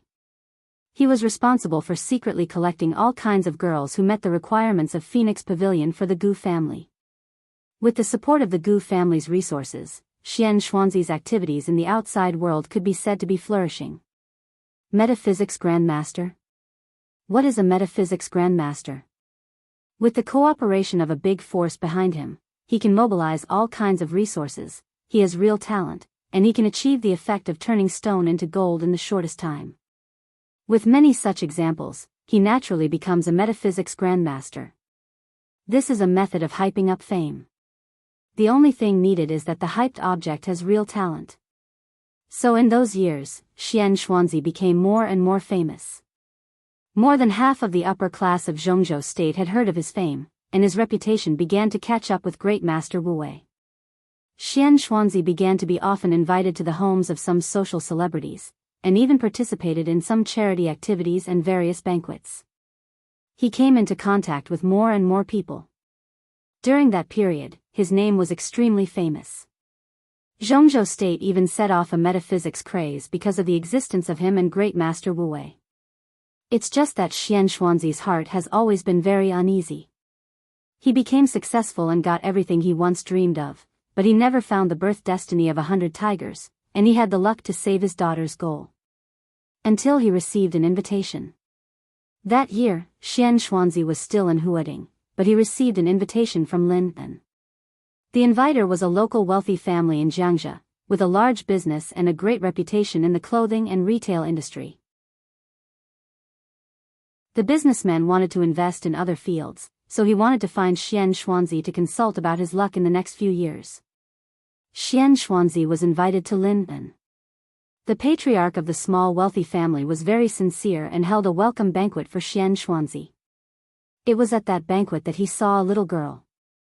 The girl was about 7 or 8 years old at that time, but she had already shown an extraordinary demeanor. She was as fair as jade, could play the piano, draw, understand poetry, and was very good at playing the violin. The girl at that time was probably equivalent to the fairy face of a few years ago. No matter where she came from, as long as people saw her, they could see the kind of light shining in her. Xianxia was overjoyed because that girl was the one he had been looking for a long time, the one who could replace his daughter. He could see the girl's birth destiny and the huge luck in her that was enough to make his family prosper. So when the businessman asked him alone after the banquet, Xianxia gave his own answer. The businessman asked about his luck in the next 3 years. At that time, Xianxuanzi's answer was that he would soar to the sky in 3 years. But no one knew that his answer was actually only half a sentence. Then he left Lin and returned to Kunlun City overnight. After meeting Gu Xingyun, he told Gu Xingyun the half sentence that he didn't tell the businessman. 3 years later, his family would be ruined. Da-da-da, there was a slight sound in the hall. Gu Qingxiu, whose face was pale without a trace of blood, held the cup tightly with her slender fingers. The cup trembled slightly on the table. Qin Weibai's voice was still calm and a little cold. Behind every metaphysics grandmaster, there is absolutely powerful capital power, so they have the ability to turn stone into gold in the eyes of others. Gu Xingyun began to mobilize all kinds of resources. Within 3 years, the businessman who invited Xianxuanzi to Lin and was really successful. His assets doubled and he was in the limelight. Such development made Xianxuanzi famous and also made him the businessman's guest of honor. He often went back and forth to Lin and secretly observed the growth of the girl. The girl became more and more amazing. It took Xianxuanzi 3 years to determine the target. So in order to prove the second half of his sentence, a large amount of capital of Gu's surged in and almost destroyed most of the businessman's assets overnight. This was done very cleverly, almost without anyone noticing. Gu's made full use of several competitors of the businessman and completely ruined the businessman's group. From the beginning to the end, not to mention the businessmen, even the competitors who were used as pawns didn't know the existence of Gu's. The bankrupt businessman was burdened with huge debts. All his properties and cars were sold, and his family lived on the streets. The businessman couldn't bear the huge pressure and jumped into the lake by the West Lake. His body was found a few days later. When the businessman's wife saw her husband's body, she completely collapsed and naturally went crazy. She was sent to the cheapest mental hospital by the local city government and died a month later. The cause of death is still unknown. And the girl who showed dazzling brilliance, who was originally loved, knew dance and music, knew poetry and painting, and was the focus of everyone's attention, was only 11 years old. She wandered on the streets for about 3 months. In the summer, she didn't change a dirty dress. She went to the trash can for food, drank the water of the West Lake, slept in the subway station, and on the park bench. The relatives who sympathized with the girl and wanted to pick her up had inexplicable accidents. More than one thirsty tramp wanted to take her home and collect her, but all of them died inexplicably. Because the girl was herself a prey. The hunter in the dark forced her father to die, killed her mother, killed all the relatives who wanted to adopt her, and killed all the people who had bad intentions towards her. The hunter wanted the girl to live in the most desperate environment and the most difficult life. Qin Weibai looked at Gu Qingxiu, who seemed to be about to faint at any time, and her voice was as cold as a knife. Because that was the only way to save her before the hunter took action. When she survived, she knew how to be grateful. Isn't this an unforgettable kindness? Jiang Nishang, do you agree with this statement? It's impossible, Gu Qingxiu kept shaking her head. At this moment, she was like a puppet who had lost her soul. Her eyes were chaotic to the extreme, and she had lost all ability to respond. Let's continue to tell this story. Qin Weibai smiled. The hunter let the girl live for more than 3 months in the most desperate days. Then, he created a coincidence and let the girl appear in front of him. He was very kind and gave her a chance to talk to him. What did an 11-year-old girl know? She didn't have a sound outlook on life and values. How could she know who destroyed her family? The only thing she knew was the names of a few of her father's competitors. She wanted revenge. This was human instinct. And the kind hunter did catch several competitors of the girl's father. He took them to the depths of the West Lake, where the girl's father jumped into the lake, and gave the girl a short knife. The hunter just watched the girl cut her enemies until they bled and couldn't breathe. He gave the girl her first lesson, and she learned what ruthlessness was. The hunter took the girl to a secret base, made her forget her name, and gave her a new name, Xianxia. The girl was originally a daughter of a rich family. She had a good foundation, and her age was just right. She received all kinds of training, which could be said to be twice the result with half the effort. The hunter's ambition was to train the girl into the most perfect woman. But before the girl grew up, in fact, not long after the girl entered the secret base, the Gu family found a great opportunity to completely overthrow their master. But they still didn't give up on training the girl. It seemed that they had tasted the sweetness, so they did their best to train her. They spent 10 years creating a woman they thought was perfect. After completing the most difficult step, the girl appeared next to the youngest deputy speaker of Jianghu state at that time with little effort. The people of Phoenix Pavilion thought that not many people could resist the girl's charm, and it was true. The 21-year-old girl easily took the hand of the ambitious deputy speaker, went to his bed, and was carefully protected by him like a treasure. That year, the girl was 21 years old, and her hunting target was 35 years old. That was the 10th year after she entered Kunlun City. The girl spent the first 5 years with the hunting target and watched him become the mayor of Huading, a big international city, from the deputy speaker. In the second 5 years, she watched him become the speaker of a province from the mayor of Huading. In the third 5 years, she came to Yuzhou in awe and took control of the Ministry of Personnel. The third 5 years was coming to an end. She watched him stabilize his position as the crown prince. At that time, the girl was no longer young, but she was still spoiled by him. For 15 years, she didn't know whether she fell in love with him or not. But no matter whether she did or not, she didn't think it mattered. Because in her heart, he was just her hunting target. Maybe she had feelings for him, or maybe it was very deep. But no matter what, it couldn't be compared to her unforgettable gratitude to the hunter. She just hoped that time could go faster, to the most critical point, to do what she wanted to do, and then get a sum of money, go to the country she had been looking forward to for half of her life to settle down, leave Jianghu state, and never come back. Then, at the end of the third 5 years, she received an inexplicable invitation. She came to this private palace called Homeland, and watched the woman tell her a story. Qin Weibai picked up the newly changed orange juice, poured herself a glass, and drank half of it in one gulp. She rarely spoke so much, so she soon felt tired. Gu Qingxiu's eyes were a little crazy, sitting in the same place, motionless. The atmosphere was almost suffocating. Qin Weibai was giving her time to react. Gu Xianyan had always been an honest child. She blinked and looked at Gu Qingxiu, holding her cheeks. There was some sympathy in her big eyes, and she said crisply, "You are so poor." "No," Gu Qingxiu said softly.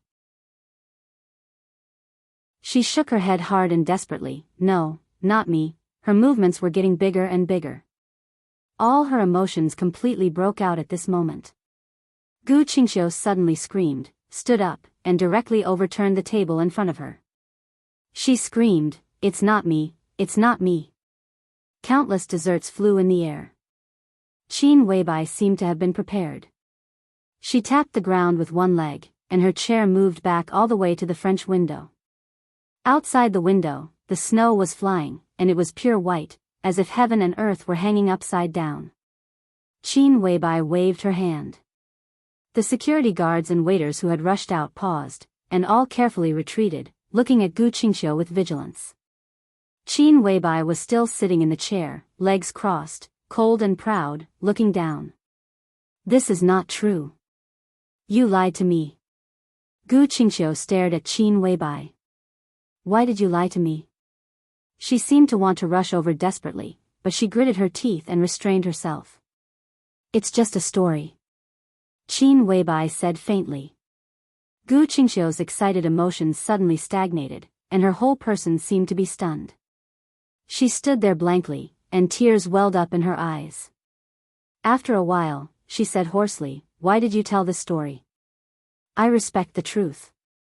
There is no fabrication in the story. If you really take the story as a story, maybe you can ask Hunter why he made up this story." "I don't believe it." Gu Qingxiu gritted her teeth and sneered. "You are sowing discord. You want to provoke the relationship between me and Gu Xingyun, right? Are you afraid that he will ruin your plan? So you stab him in the back, right? I know you are a terrible woman, and the whole Zhongzhou state knows it, but do you think I will be fooled? I don't believe it. I don't believe a word you say." Qin Weibai turned her chair and looked out of the window at the quiet and snow-white West Mountain. In Gu Qingxiu's eyes, there was a perfect dream, but extremely sharp and indifferent side face. "Then you can go." Qin Weibai had no intention of persuading Gu Qingxiu. "Goodbye. Neat and tidy." Gu Qingxiu froze in place again. She breathed quickly, and her chest kept rising and falling. She was silent. The silent stalemate lasted for 5 minutes.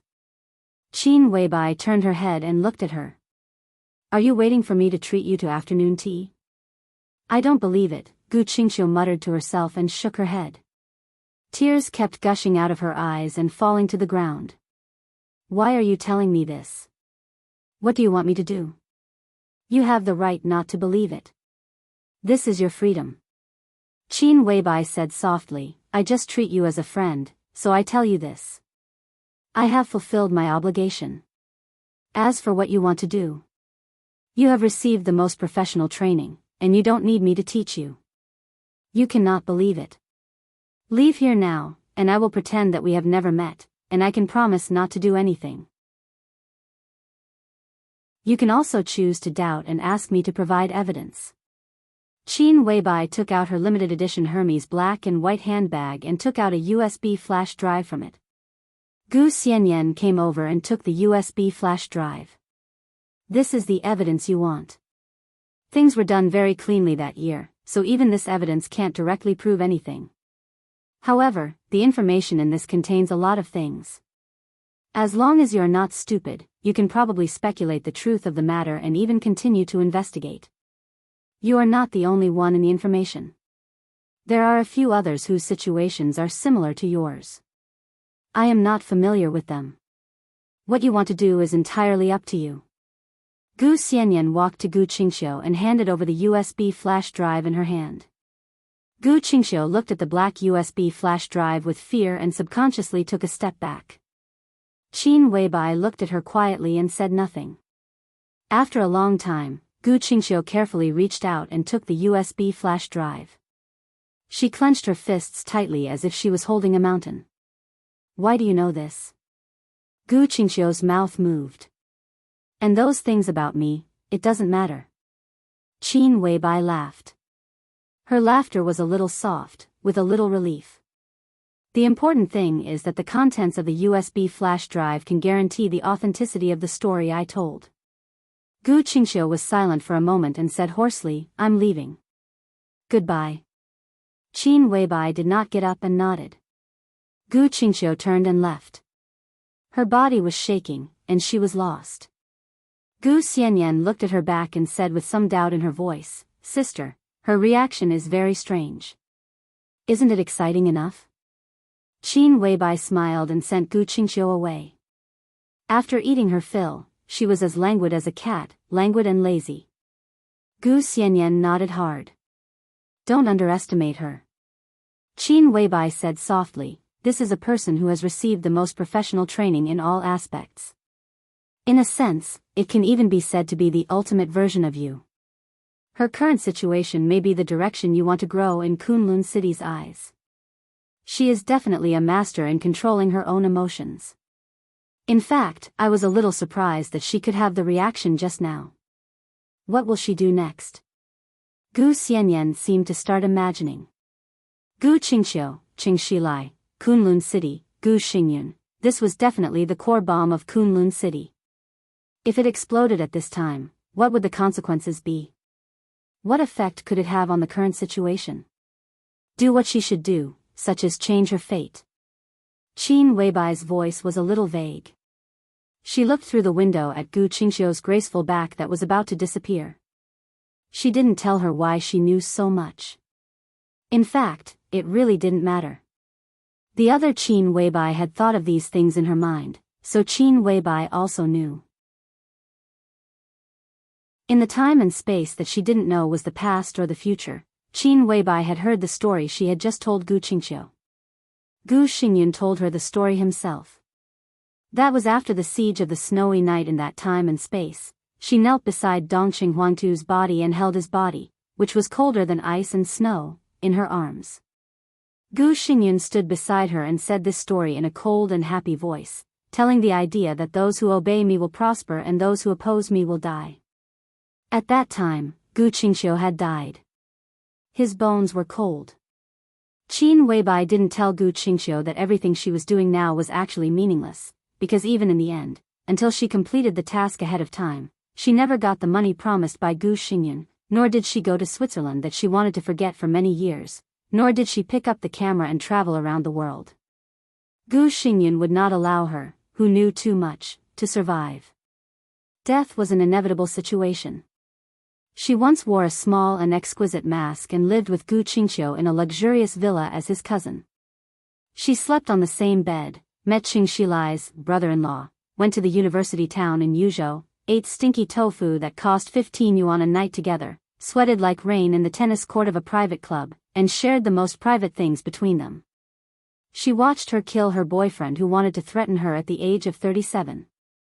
They cried, laughed, played, looked forward to the future together, and felt melancholy together. They were the best friends. They used to be. The wind and snow were like a curtain. Gu Qingxiu's figure turned through the moon gate and completely disappeared in the messy snow curtain. Goodbye. Qin Weibai whispered softly. When Gu Xianyan turned to find dessert, her long sigh seemed to pass through thousands of years of time. Teacher. Chapter 12:21. When it was late at night in Zhongzhou State, it was already morning in the Slankaff Islands of Snow Country. The Slankaff Islands were located in the northwest of Snow Country, close to the polar circle. It was a world of ice and snow and sparsely populated. A dozen islands of different sizes floated on the surface of the Arctic Ocean, covered with thick snow, like glaciers floating in the sea. The total land area of the Slanka Islands was less than 6,000 square kilometers. There were no tourist attractions or rich resources. The development was backward and the population was sparse. Not to mention the world, even in Snow Country, many people had never heard of this place. To be exact, this was the situation of the Slankaff Islands more than 2 years ago. Today, more than 2 years later, there were still many people in Snow Country who had never heard of this place. But in the dark world, it could be regarded as famous and even well-known. 1 month ago. That was, when the final battle in Beihai had just ended. Snow Country officially granted the Slankaff Islands a new name. The name Slankaff Islands completely became the name of the Li family. This remote but indeed located in the hinterland of Snow Country was officially renamed the Dawn Islands. About 16,000 people from Snow Country were relocated to the Dawn Islands. The Aurora Legion entered the Dawn Islands in a high-profile manner. At the same time, it completely appeared in the sight of all the forces in the Dark World and stepped onto the world stage. Snow Country's Grizzly Bear Mercenary Corps, Cold Fire Mercenary Corps, Flying Bird, Wind and Snow Embrace, Cold Sword, more than 20 famous dark forces in Snow Country announced that they would become the vassals of the Aurora Legion at the same time. The Aurora Legion began to expand as soon as it officially appeared. In just 1 month, the dark forces in the 3 small countries around Snow Country were wiped out. As soon as the order of the local special warfare system collapsed, the Aurora Legion, which had entered in a high-profile manner, took over the position of the special warfare center of the 3 countries in the shortest time. The Aurora Legion's invincible conqueror path encountered strong resistance when it was cleaning up Reki City. Maybe it was not cleaning up. It was just a test. And the Aurora Legion's test also got the desired result. Hundreds of elites, including an expert at the peak of the thunder-shocking realm, were all wiped out. The Snowdance Corps rushed directly into Snow Country. Within 48 hours, they continuously cleaned up 4 bases of the Aurora Legion before slowing down. However, it was only a matter of slowing down. The conflict between the Snowdance Corps and the Aurora Legion continued. At the border between the two forces, there were conflicts and provocations almost every day. The changing times continued throughout the world. Since the fall of the Polar Ground Alliance, the Aurora Legion had become a new superpower in snow country in the eyes of the people in the Dark World. Perhaps its comprehensive strength was not as good as that of the Polar Ground Alliance, but it was not far behind. They already had the Dawn Islands as their foundation, and they also had experts at the peak of the Invincible Realm guarding them. Now they took root in snow country and were rapidly expanding toward the entire eastern part of the European continent. The former superpowers had fallen apart, and new superpowers were constantly rising. Everyone believed that within 10 years, the Aurora Legion could surpass the former Polar Ground Alliance and become the strongest superpower in the eastern part of the European continent. Excluding the vassals, there were not many official members of the Aurora Legion. There were less than 50,000 people, and about 1/5 of them were in the logistics department. There were only 37,000 true warriors. But it was these less than 40,000 soldiers that intimidated the over 300,000 soldiers of the vassal forces, controlled the special warfare system of the entire Snow Empire, and became the heart of all the dark forces of the Snow Empire. The reason? The reason was not only that their leader was Wang Xiaoyao, an expert at the peak of the Invincible Realm. At the same time, they were part of the North Sea Legion, and it could be said that they were the most elite forces in the Legion. An expert at the peak of the Invincible Realm. 4 deputy commanders of the half-step Invincible Realm. 12 experts at the peak of the Thunder-Shocking Realm. Nearly 50 experts in the Thunder-Shocking Realm. More than 5,000 experts in the Fire-Flaming Realm. Nearly 20,000 experts in the Ice-Condensing Realm. Within the Aurora Legion, the weakest one had entered the threshold of the Chi-Controlling Realm, one of the 4 realms of martial arts. This was an army whose average strength was at the peak of the Ice-Condensing Realm.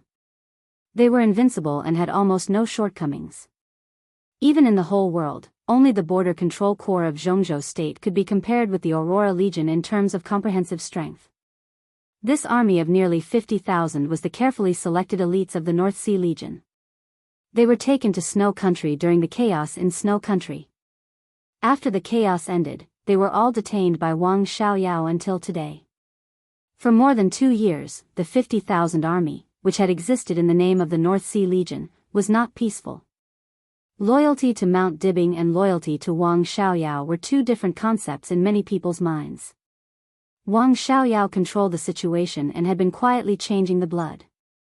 Today, among the 12 experts at the peak of the Thunder-Shocking Realm in the Aurora Legion, 7 of them were from Snow Country and had nothing to do with the North Sea Legion. 3 of them were from the former Polar Ground Alliance. This was the case for the high-level members of the Legion, let alone the shuffling of the middle and high-level members. In the name of the Wang family of Beihai, Wang Xiaoyao led 50,000 troops to conquer the dark world of Snow Country. After subduing these forces, he placed them inside the 50,000 troops. Day after day, he changed the inner direction of these 50,000 people little by little. This process was destined not to be easy. Many die-hard supporters of Mount Dibing gradually disappeared within 2 years. New forces joined in and moved faster and faster. In more than 2 years, Wang Xiaoyao finally took initial control of the situation and barely turned the 50,000 most elite forces into his own. So after the final battle of Beihai, Wang Xiaoyao officially moved the headquarters of the North Sea Legion in Snow Country and stationed it in the Dawn Islands. The North Sea Legion was officially renamed as the Aurora Legion. After more than 2 years of dormancy and management, from that moment on, Wang Xiaoyao, who had stepped into the peak of the Invincible Realm, completely straightened out the forces in his hands. The 50,000 Aurora Legion had also parted ways with the North Sea Legion and became a sharp sword in his hands. For the Wang family of Beihai, this was undoubtedly a huge blow. It meant that Wang Xiaoyao had completely betrayed Mount Dibing and taken away a part of the core strength of the North Sea Legion. The North Sea Legion, which had always been regarded as the biggest reliance of the Wang family of Beihai, was greatly weakened. Although they were still recruiting and expanding, there was no doubt that the loss of the 50,000 elites meant that they had lost the competitiveness to compete with the Border Control Corps for the #1 army in the world. The entire North Sea province was in an uproar. Wang Xiaoyao became a traitor that everyone in Beihai had to kill. More than one sword-holding family even claimed that Wang Xiaoyao was the biggest traitor and shame in the history of Beihai for hundreds of years, because he had split the core strength of Beihai. Mount Dibing had been silent. However, the core members of the Wang family of Beihai, led by Wang Xingxiao, had begun to discuss the sanctions against the Aurora Legion. Wang Xiaoyao was still calm and collected. He occupied the dark world of Snow Country. After drawing a clear line with the Wang family of Beihai, he seemed to have reached a consensus in the long negotiations with Snow Country. There was no doubt that Snow Country wanted to control the Aurora Legion to serve them. Even when the Polar Ground Alliance existed, Snow Country didn't have its own experts at the peak of the Invincible Realm. If Wang Xiaoyao could completely rely on them, it would definitely be a pleasant surprise. It was just that they didn't look good, but they had a beautiful dream. Wang Xiaoyao didn't mind doing something for Snow Country, but he couldn't become a sword in the hands of Snow Country. The Aurora Legion expanded in the eastern part of the European continent as a free force. Similar to the Jianghu family and the Heroes Club in South America, they had reached a certain degree of cooperation with Snow Country. But the first thing they considered was the core interests of the Aurora Legion. This completely exposed Wang Xiaoyao's wild ambition. It also made the nature of the Aurora Legion completely different from the forces such as Kunlun City of Zhongzhou State, the Men in Black of Star State, and the Shadow Throne of the European Alliance. In a short time, Snow Country could only accept such conditions. Fortunately, there was still a long time. They wouldn't give up on subduing the Aurora Legion, and the Aurora Legion wouldn't let down its guard. This long game of seesaw warfare would not end, but this situation was enough for the Aurora Legion to gain a foothold in the Dawn Islands. As soon as the cooperation was established, Snow Country began to provide a large number of armaments for the Aurora Legion. Snow Country's economy was very poor, but it was an old powerhouse in terms of armaments. Maybe there was a gap between it and Star State in some high-end armaments, but a large number of medium and high-end armaments were not bad at all. It was enough to arm the Aurora Legion to the teeth. This could be said to be Snow Country's sincerity, and it was also a bargaining chip that moved Wang Xiaoyao. Wang Xiaoyao kept a straight face and accepted all the armaments, but he didn't reveal anything. For more than 2 years, he spent most of his time with his legion. Except for a trip to Zhongzhou State during the decisive battle in Beihai, he basically didn't leave. His life was a bit regular. The only person who could disturb his rest on weekdays was probably his closest ally, Wang Qinglei, who kept in touch with him all the time. Wang Qinglei's call came when Wang Xiaoyao was dreaming. In the dream, he once again dreamed of the woman who was almost engraved in his soul. He was confessing to her and even wanted to hold her hand. All dreams seem to be like this. Just as he was about to touch that hand, the phone suddenly rang. Wang Xiaoyao opened his eyes. There was no anger, no unwillingness. The picture in the dream was still echoing in his mind in reality. It was a pair of quiet but bright eyes that bloomed with stars all over the sky, looking at him quietly. He looked at the palm he stretched out in front of him. After all, it was just a dream. The air was a little heavy. Wang Xiaoyao's heart was filled with melancholy, depression, and a trace of pain. He sat up on the bed, pursed his lips, and took out his mobile phone to look at the number. He got out of bed, took the remote control on the bed at random, and clicked on the TV screen in front of him. Wang Qinglei's phone number appeared on the TV screen. Wang Xiaoyao answered the phone and looked at Wang Qinglei's figure on the screen. He was silent. He whispered, "What about rest?" Wang Qinglei looked at Wang Xiaoyao's somewhat absent-minded state and said with a smile, "I envy you. Although you were busy in the past 2 years, you began to relax after that period. Now the situation in Snow Country is stable, you can come to Wuxia when you have time. Last night, I drank with Mellow Light and talked a lot about you. It was very interesting. Next time you come, I'll prepare something good for you." Wang Xiaoyao was indeed a lot more relaxed now. He didn't have to work hard to hold the 50,000 troops in his hand and didn't dare to leave Snow Country. As for the expansion in the Dark World in the eastern part of the European continent, he didn't need to do anything. Now he was the only expert at the peak of the Invincible Realm in the eastern part of the European continent, and also the only expert of the Invincible Realm. Unless it was a special situation, he didn't need to do anything at all. The 4 deputy commanders of the half-step Invincible Realm of the Aurora Legion could each take charge of a region on their own in this land. Even the 12 experts at the peak of the Thunder-Shocking Realm under their command could hardly meet any decent opponents. At present, only the most elite force of the Border Control Corps could match the 50,000 elites in the world. They were expanding unhurriedly in the eastern part of the European continent. The speed was indeed not fast, but it was extremely steady. Their only opponent was the Snowdance Corps, which was entrenched in the territory of the 5 countries led by Reki City. There were only more than 10,000 people in the Snowdance Corps. At present, there were still 5,000 people in the territory of the Dark Knights in the northern part of the European continent. But these 10,000 people were all from the Thunderbolt Battalion of the Border Control Corps, and their frontal combat capability was no worse than that of the Aurora Legion. At present, although there were occasional frictions between the 2 armies, they both restrained themselves. The Snowdance Corps didn't want to drive Wang Xiaoyao into a corner and kill him. An expert at the peak of the Invincible Realm could play a decisive role in a battle of 10,000 people. No one wanted to force him into a desperate situation. Of course, Wang Xiaoyao would not be so stupid as to take the initiative to attack the Snowdance Corps. The whole world knew that the Snowdance Corps was afraid of Wang Xiaoyao now, because Li Tianlan didn't have time to care about him. Now Emperor Dong's palace already had a plan to expand and establish a dynasty all over the world. America, East Island, Europe, Jianghu State, Tiannan, and a beautiful land. The 5 countries of Reki City, where the Snowdance Corps was stationed, were very mature in all aspects and could generate endless profits every year.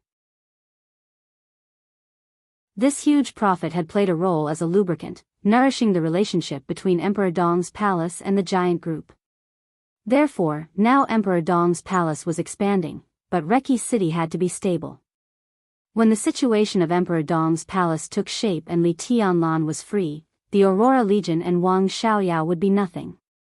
Wang Xiaoyao naturally knew this, but he also didn't dare to provoke Li Tianlan. This was the most aggrieved thing in his heart. But even so, he didn't give up the development of the Aurora Legion. Emperor Dong's palace needed to expand, and it took time to do so. According to Wang Xiaoyao's estimation, it would take at least 10 years for Emperor Dong's palace to become a dynasty.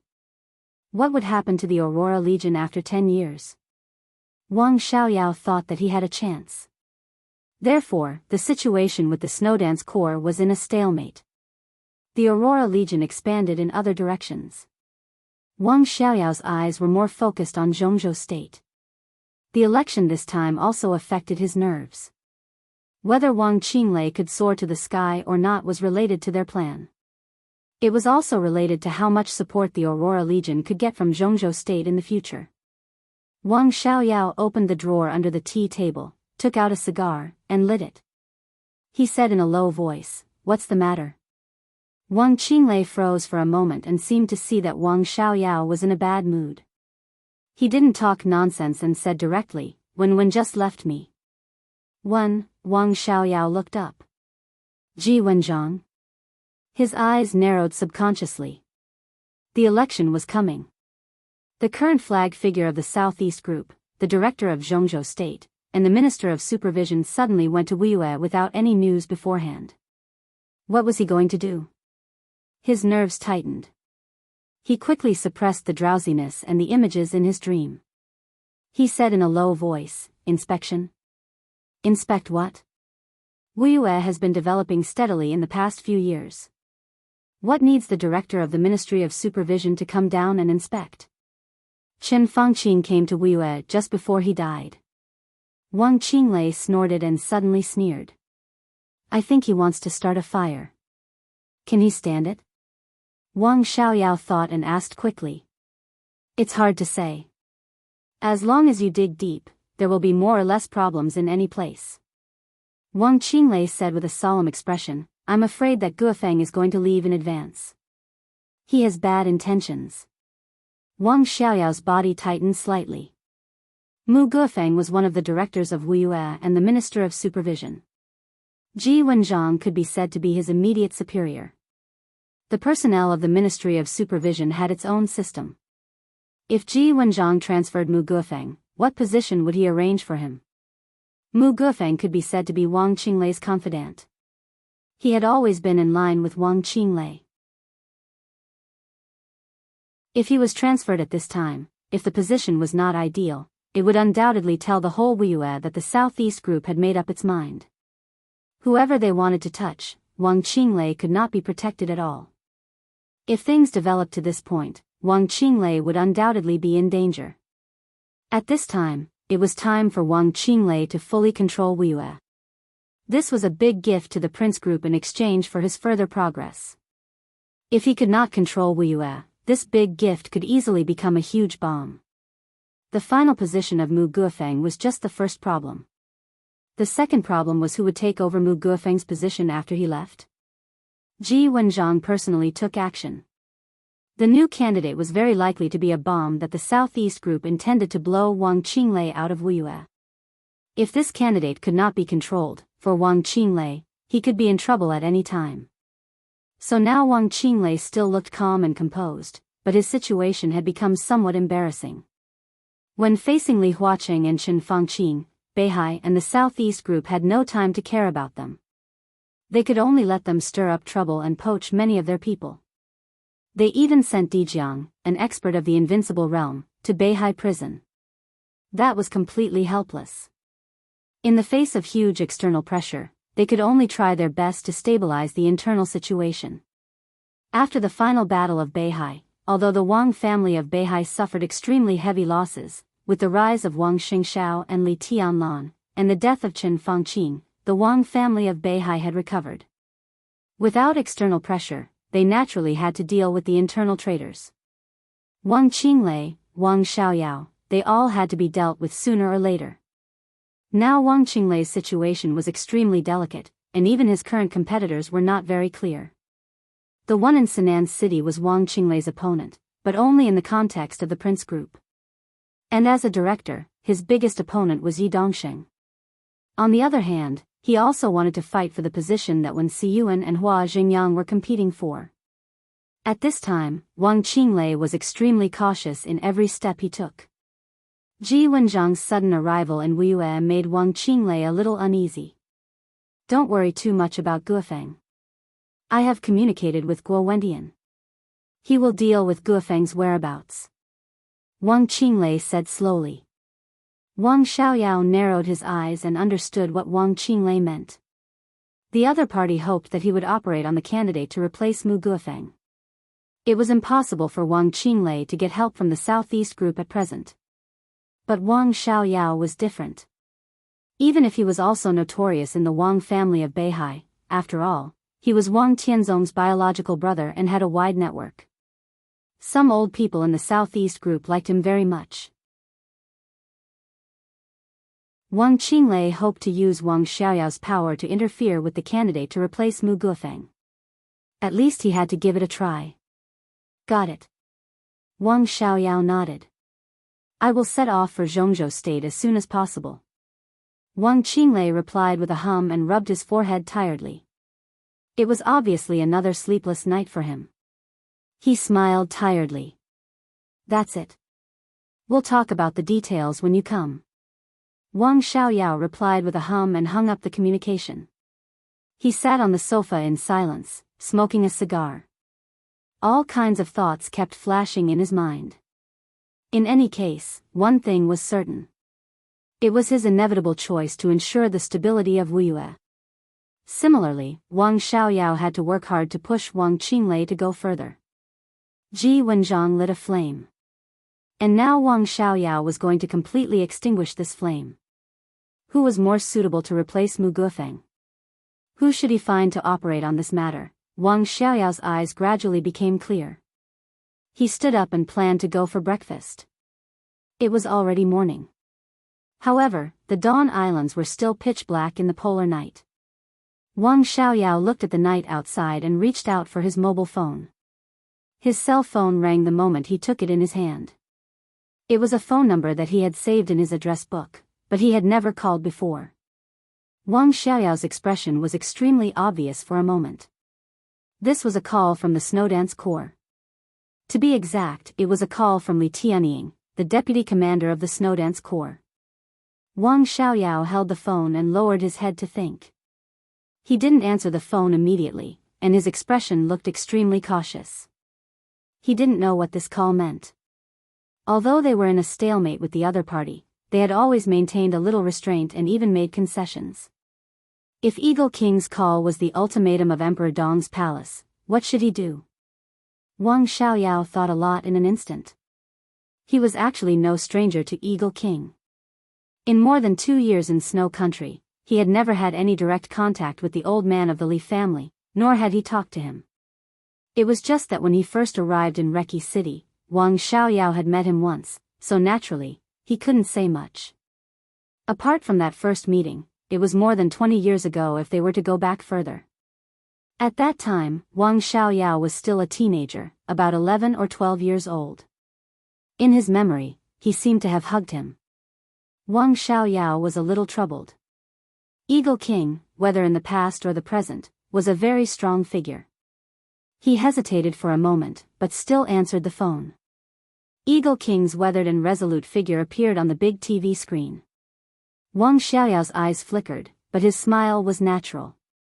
"Uncle Li, I'm really surprised that you called me in person." Eagle King smiled indifferently, and his expression was a little cold. "I don't have much time. Let's get down to business." After the collapse of the Li family, Eagle King naturally didn't have a good impression of the Wang family of Beihai. But he also didn't appreciate Wang Xiaoyao, who had betrayed the Wang family of Beihai. This had nothing to do with the Wang family of Beihai.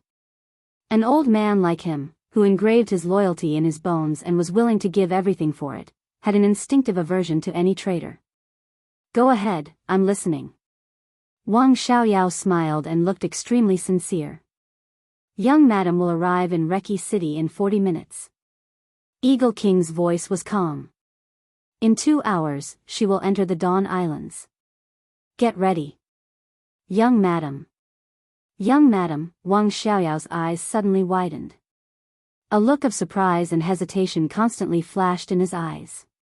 "Young madam," his voice became a little dry. Eagle King glanced at him and said expressionlessly, "Of course it's Her Highness Qin Weibai." "You went to Reki City?" The private plane shuttled in the dark sky. Qin Weibai took off her shoes and curled up on the soft and spacious leather sofa, covered with a blanket. She was obediently reporting her whereabouts to Li Tianlan. "Well, I'll land in dozens of minutes, and then I'll go to the Dawn Islands." On the phone, Li Tianlan was silent for a moment, and then he said with a faint smile, "Running around all day will get you spanked." Qin Weibai's face slightly blushed, looking more and more delicate and dreamy. She smiled coquettishly and said, "Then come on. I'm ready. Let's see if you can hit me." Opposite Qin Weibai, Gu Xianyan raised her head and looked at her suspiciously. She felt that Sister Qin's tone was a little unusual. Li Tianlan coughed dryly and said, "I'll deal with you when you come back." Qin Weibai chuckled, and her voice was sweet and gentle. "I miss you. Go home immediately after the matter here is settled and accept the punishment, okay?" Li Tianlan made a big noise and suddenly thought of something. "The Dawn Islands, to meet Wang Xiaoyao?" "Yes, this is an opportunity." Qin Weibai said softly, "I can test him. I just received the news on my way here that Ji Wenzhang has arrived in Wuxia. He attacked suddenly and hid his whereabouts well. In this way, this is a better opportunity." "What do you want to test?" Li Tianlan asked directly. "To see what's on his mind." Qin Weibai narrowed her eyes, and an incomparably bright light flashed across the depths of her eyes. Li Tianlan snorted coldly. "What else can he think? Is it because he still wants to do something to you?" I should have killed him in Beihai some time ago, but he slipped away so quickly. You look so cute when you're jealous. Qin Weibai was stunned and giggled. I really want to see your expression now. You must be gnashing your teeth in anger, aren't you? Do I have to be calm in the face of someone who thinks about my wife all day long? Li Tianlan sneered and said, I'll kill him sooner or later. Ah, his murderous aura is so strong. I'm scared. Qin Weibai pulled the blanket on her body. Li Tianlan did not speak. Well, don't be angry. I only belong to you. Qin Weibai smiled softly and said, if you want to kill him someday, ask me to come with you. Li Tianlan laughed, and all his unhappiness seemed to vanish. Gu Xianyan looked at Qin Weibai seriously and blinked her big eyes. She thought, is this sweet talk? But isn't it a little strange for a beautiful woman like Sister Qin to coax a man with sweet talk? Do you think there's something wrong with Wang Xiaoyao? Li Tianlan asked casually on the phone. I'm not sure yet. Qin Weibai blinked and said, but this opportunity is worth a try. Maybe he will show some of his fox tail. Well, Tianlan, is Li Huaqing still at our house? Yes. Li Tianlan said, but I haven't seen him yet. You can see him. Qin Weibai smiled and said, if possible, mention it to Li Huaqing. He can let Wang Qinglei join the Li family, but it's best to let him stay in Wuxia. Of course, it's just a suggestion. It doesn't matter if it succeeds or not. Li Tianlan was silent for a while and said slowly, what are you suspecting? Just a suspicion. Whether there is a basis or not, I still have to try. Qin Weibai's voice was lazy. I probably understand what you mean. Li Tianlan said, well, then I'm hanging up. I still have to learn some more information. Know yourself and know your enemy, and you will win every battle. Qin Weibai smiled and said. Li Tianlan said, okay. Qin Weibai said, Mua, to the phone, hung up the phone with a smile, and continued to play with the notebook in front of her.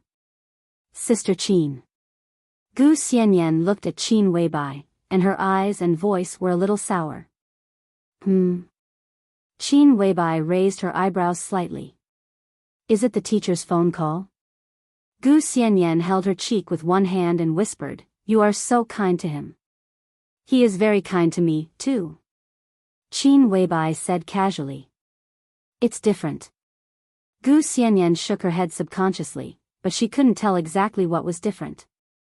Qin Weibai looked up at her, smiled, and continued to look at the notebook in front of her.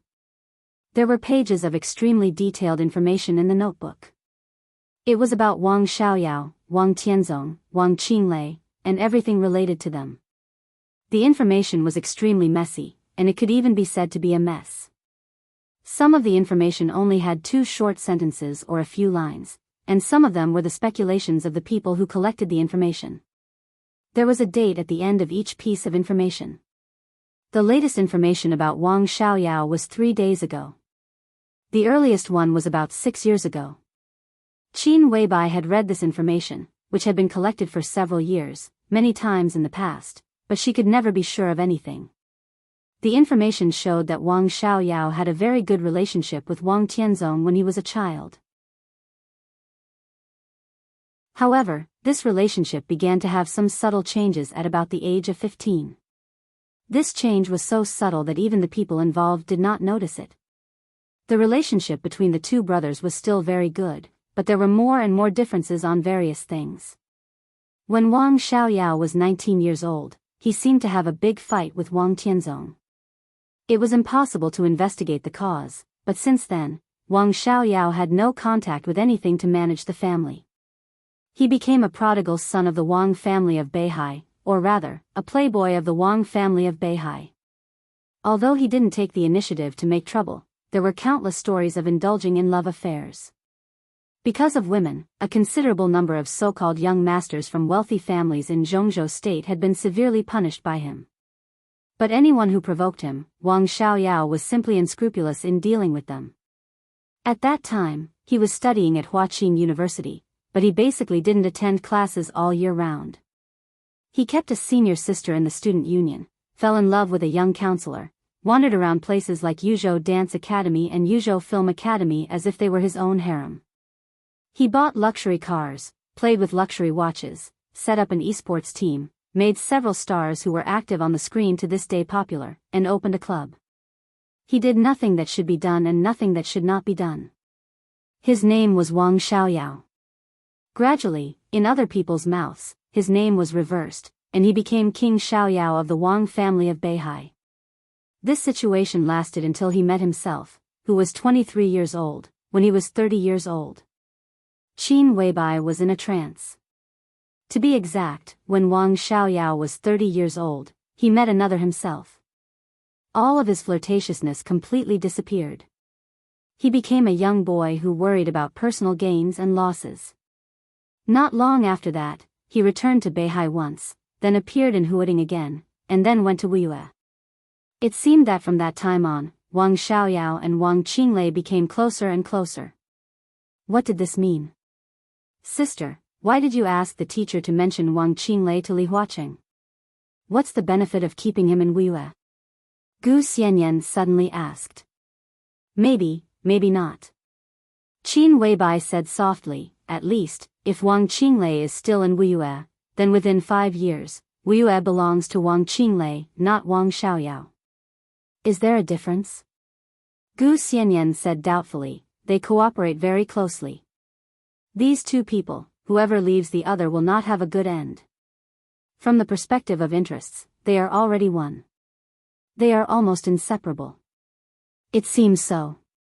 Qin Weibai muttered to herself, but what is the truth? Xianyan, do you think Wang Xiaoyao really betrayed Mount Dibing?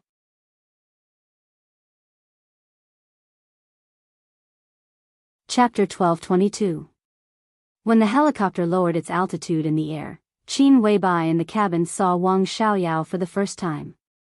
There was no dawn in the Dawn Islands at this time. It was dark and hazy for 24 hours. Wang Xiaoyao stood under the fluttering flag at the gate of the headquarters of the Aurora Legion. His clothes and flag were undulating in the cold wind, looking a little lonely and bleak. Qin Weibai's expression was calm and a little indifferent, but there was some thought in her eyes. The helicopter landed slowly.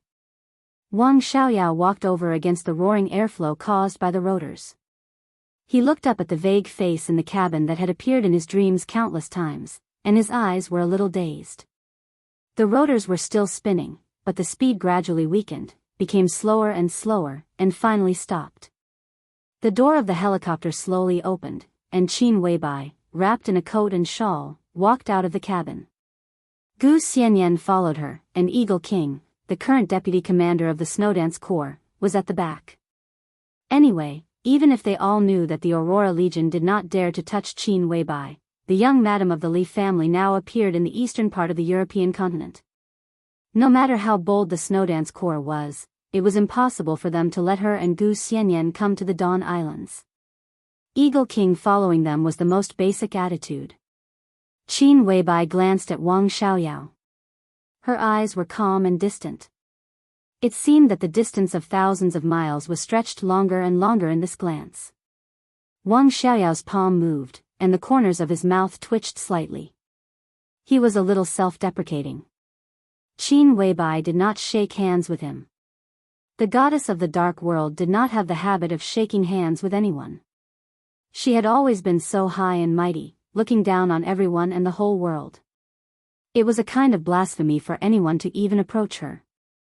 Wang Xiaoyao had crazily pursued her for several years, but he had not even touched Qin Weibai's hand, let alone a little intimate action. To be exact, she did not even let Wang Xiaoyao get within 1 meter of her. So she was high and mighty, and she was unparalleled in the world. She naturally stood on the ethereal clouds and noble altar. She was so beautiful and otherworldly. Wang Xiaoyao had even thought before that it did not matter if he could not catch up with her in his life. It did not matter if he could not touch a finger of her in his life. It seemed that such a woman could not be touched by men in the world at all. Wang Xiaoyao was sure that he could pursue her for a lifetime. He could not get married, could not have children, could not have anything. He really didn't have any requirements. If all the men in the world could not get Qin Weibai, then he just wanted to be the man closest to her, even if they were just ordinary friends. That period of time, those thoughts were very bitter, but when he thought about it, there was also a faint sense of warmth. Then Li Tianlan appeared. He appeared beside Qin Weibai so naturally and easily. And Qin Weibai handed herself over to that young boy so naturally and easily. Who was Li Tianlan? Li Tianlan. To the end. So what? Something. Wang Xiaoyao felt that he seemed to have forgotten the state he was in when he first got the news. He remembered Qin Weibai's happiness and pride when she held Li Tianlan's arm and announced that he was her man. She remembered that when they were in the Sky Academy, before Li Tianlan went to East Island, Qin Weibai put her arms around his neck and kissed him gently and sweetly. At that time, Li Tianlan, who had just left the Li family, felt inferior and confident, and was at a loss for what to do, was as young and inexperienced as a fool. He thought back to the countless nights when that ignorant brat had embraced the girl he had pursued for years but had never gotten close to. Did he regard her as a treasure? Or did he casually and carelessly enjoy the docility and flattery of the goddess? Her coldness, her distance, her politeness, her strength, and all the things that could make people feel distant, unapproachable, and difficult to get along with naturally disappeared when she was in front of Li Tianlan. She was as passionate as fire and amorous. Every gesture she had before was just because she had not met the man she liked. At that time, Wang Xiaoyao understood that there was no such thing as an unattainable goddess. No matter how inviolable a goddess was, she would become a demon in front of her man, releasing all her charm and passion. It was also at that time that Wang Xiaoyao understood that the idea of protecting her for a lifetime was just his wishful thinking, which made him feel happy and bitter when he thought of that time. All his pursuit and sincerity really did not leave any trace in her heart. In his eyes, Qin Weibai was the goddess who occupied the whole world and all his soul. In Qin Weibai's eyes, Li Tianlan was her whole world and sky. So in Li Tianlan's eyes, what was Qin Weibai like?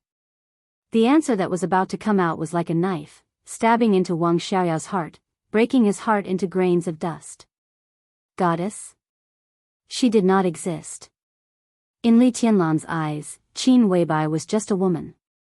A woman who was strong and dignified in the outside world, but in front of him, she would cook for him, warm his bed, and serve him carefully.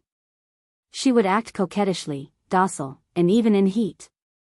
Li Tianlan might love her very much, but it was obvious that Li Tianlan was in charge of their relationship. Therefore, even though Li Tianlan had Wang Yuetong and Dongqing Rushi by his side, Qin Weibai was still so obedient that no one dared to believe it, but it also broke their hearts. Wang Xiaoyao felt that he had been completely trampled from beginning to end by Li Tianlan, who was still nothing at that time, in terms of personality and dignity. This kind of trampling had nothing to do with status, but because he had obtained the tenderness that he most wanted but was doomed to not get.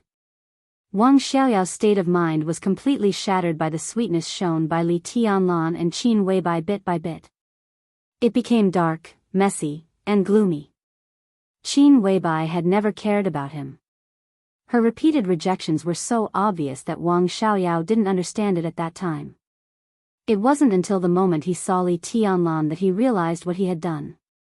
He was like a mangy dog who kept drooling at delicious food but dared not approach it.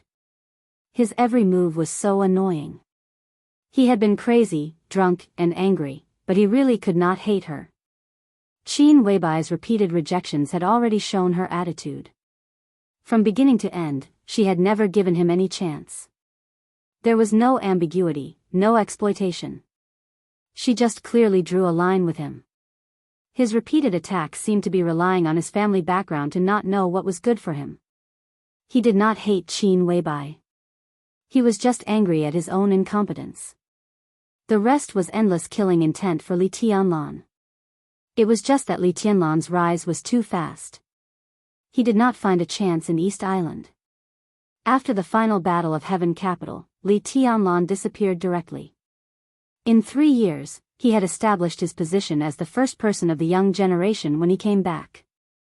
He was the youngest combat capability of the invincible realm in the dark world. Wang Xiaoyao sadly found that he could no longer defeat Li Tianlan, although he had entered the invincible realm at that time. But Wang Xiaoyao did not give up. He found his goal and direction again. He no longer used the name of the Wang family of Beihai to play games in the world and be a damn King Xiaoyao. He was Wang Xiaoyao. He wanted the whole world to remember this name. He wanted to be an expert who could conquer the whole world. He betrayed Mount Dibbing, but he got the most elite force of the Beihai Corps. The comprehensive strength of the Beihai Corps had dropped a level because of his betrayal. The Aurora Legion came out of nowhere. He became an expert at the peak of the invincible realm. He was far away from Jianghu state. But his killing intent and hostility toward Li Tianlan were getting stronger and stronger. So when Jiang Shangyu and Li Guangtu came to him to ask for cooperation, Wang Xiaoyao agreed without hesitation. They wanted the Wang family of Beihai, as long as they had the ability. They wanted the whole dark world, as long as they had the ability. They could have anything they wanted, as long as they were qualified. What Wang Xiaoyao cared about was what they wanted to do. Jiang Shangyu and Li Guangtu wanted to kill Li Tianlan in the final battle of Beihai. At that time, the lineup seemed to have great hope, and this hope deeply touched Wang Xiaoyao's soul. Wang Xiaoyao agreed to cooperate. He just made a request to Jiang Shangyu and Li Guangtu. If the final battle of Beihai was won, the interests of Beihai, Emperor Dong's palace, Zhongzhou state, and even the dark world, he didn't want any of it. He only wanted Qin Weibai. The Qin Weibai who made him obsessed, crazy, and even irrational. The Qin Weibai who didn't care about him at all. He only wanted Qin Weibai. Wang Xiaoyao didn't care about her past with Li Tianlan, whether she had a man, or whether she liked him or not. It didn't matter. Because in Wang Xiaoyao's heart, she was still a goddess, superior.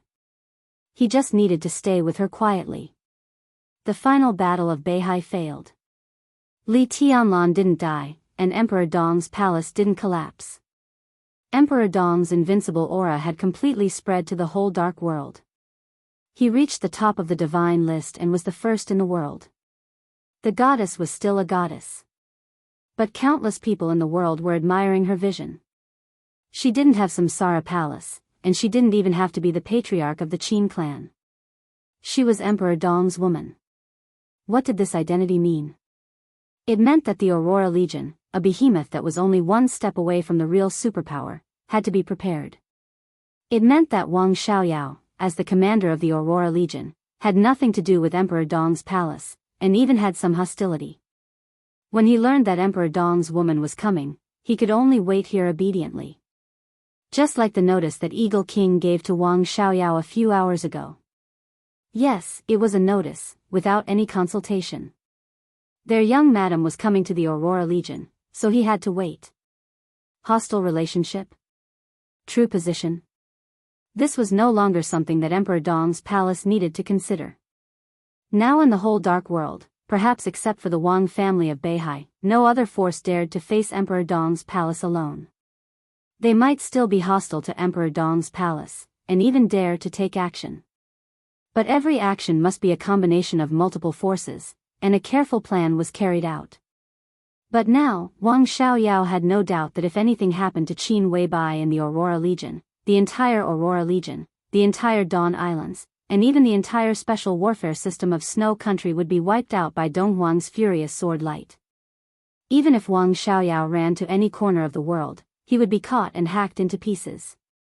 Qin Weibai walked out of the cabin and got closer and closer. Wang Xiaoyao gently clenched his fist with one hand and kept exerting force. He looked at Qin Weibai silently, and the pain and sorrow in his heart were overwhelming. He didn't know if it was because of the weather, but his face was a little pale. Long time no see. Wang Xiaoyao forced a smile. Little Bai. Call my name. Or call me Mrs. Li, or Patriarch Qin. Qin Weibai smiled gently, dreamily, with the alienation and politeness that Wang Xiaoyao was familiar with.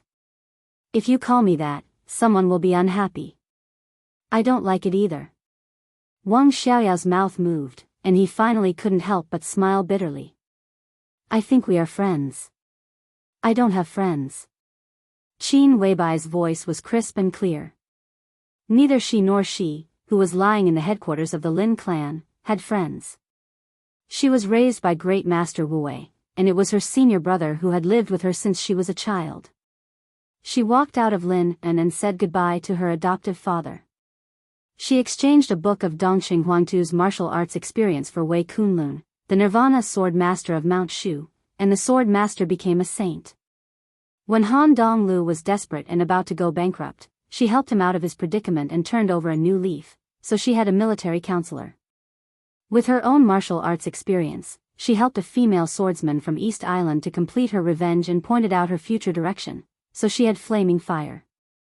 The 12 super masters gathered around her one by one. Some of them had been famous figures in the dark world for a long time, such as General and Azura, who had now joined the Dark Knights. There were also saints and military counselors who rarely appeared and only showed up in rare cases, which were almost incognito.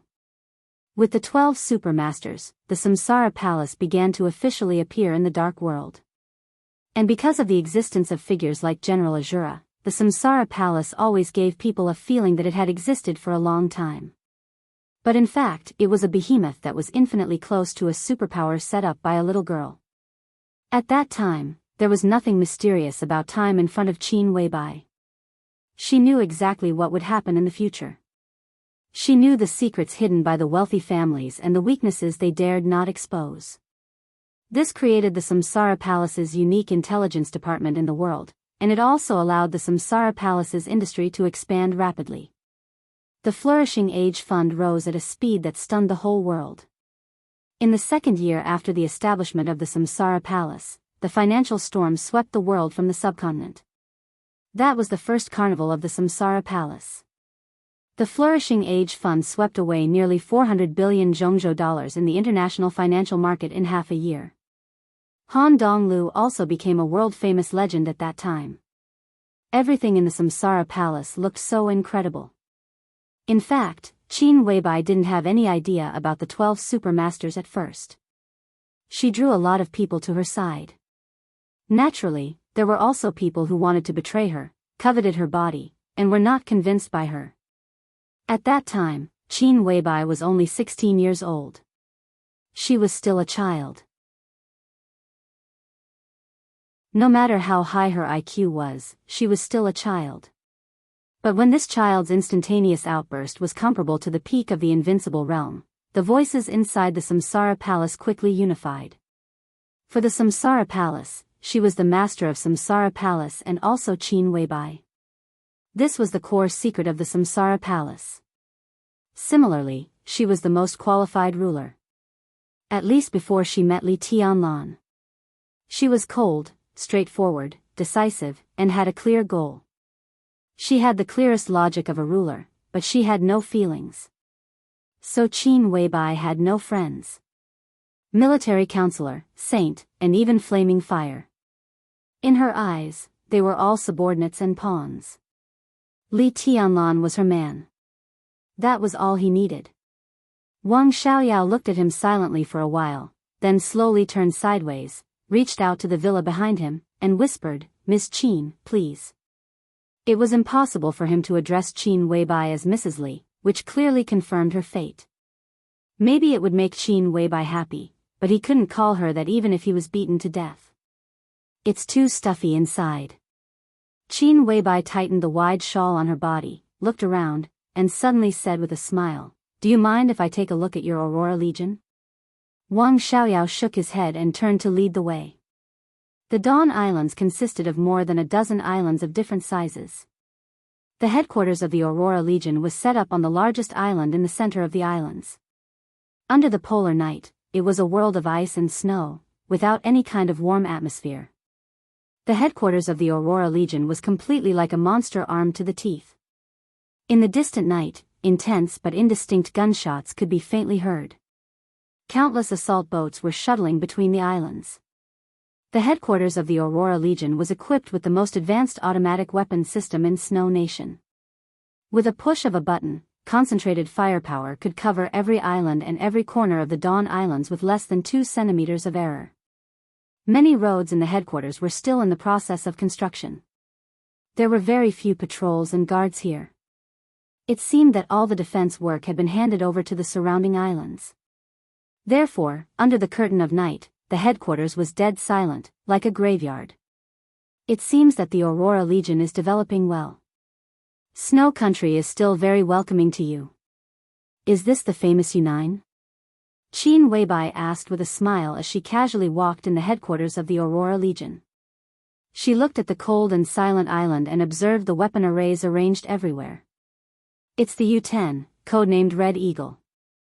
It's more stable than the U-9, and it's loaded with 5 more weapon arrays. Its attack is more comprehensive. One of them is a laser weapon array that's not very mature. It can instantly produce a high temperature of more than 5,000 degrees. It's a trump card. Wang Xiaoyao said softly. The U-9 automatic weapons system was a topic that Snow Country had been working on in recent years. The arrival of Wang Xiaoyao brought a lot of variables to this topic. He provided some information about the automatic weapons system of the Wang family of Beihai to Snow Country and helped them break through many technical bottlenecks.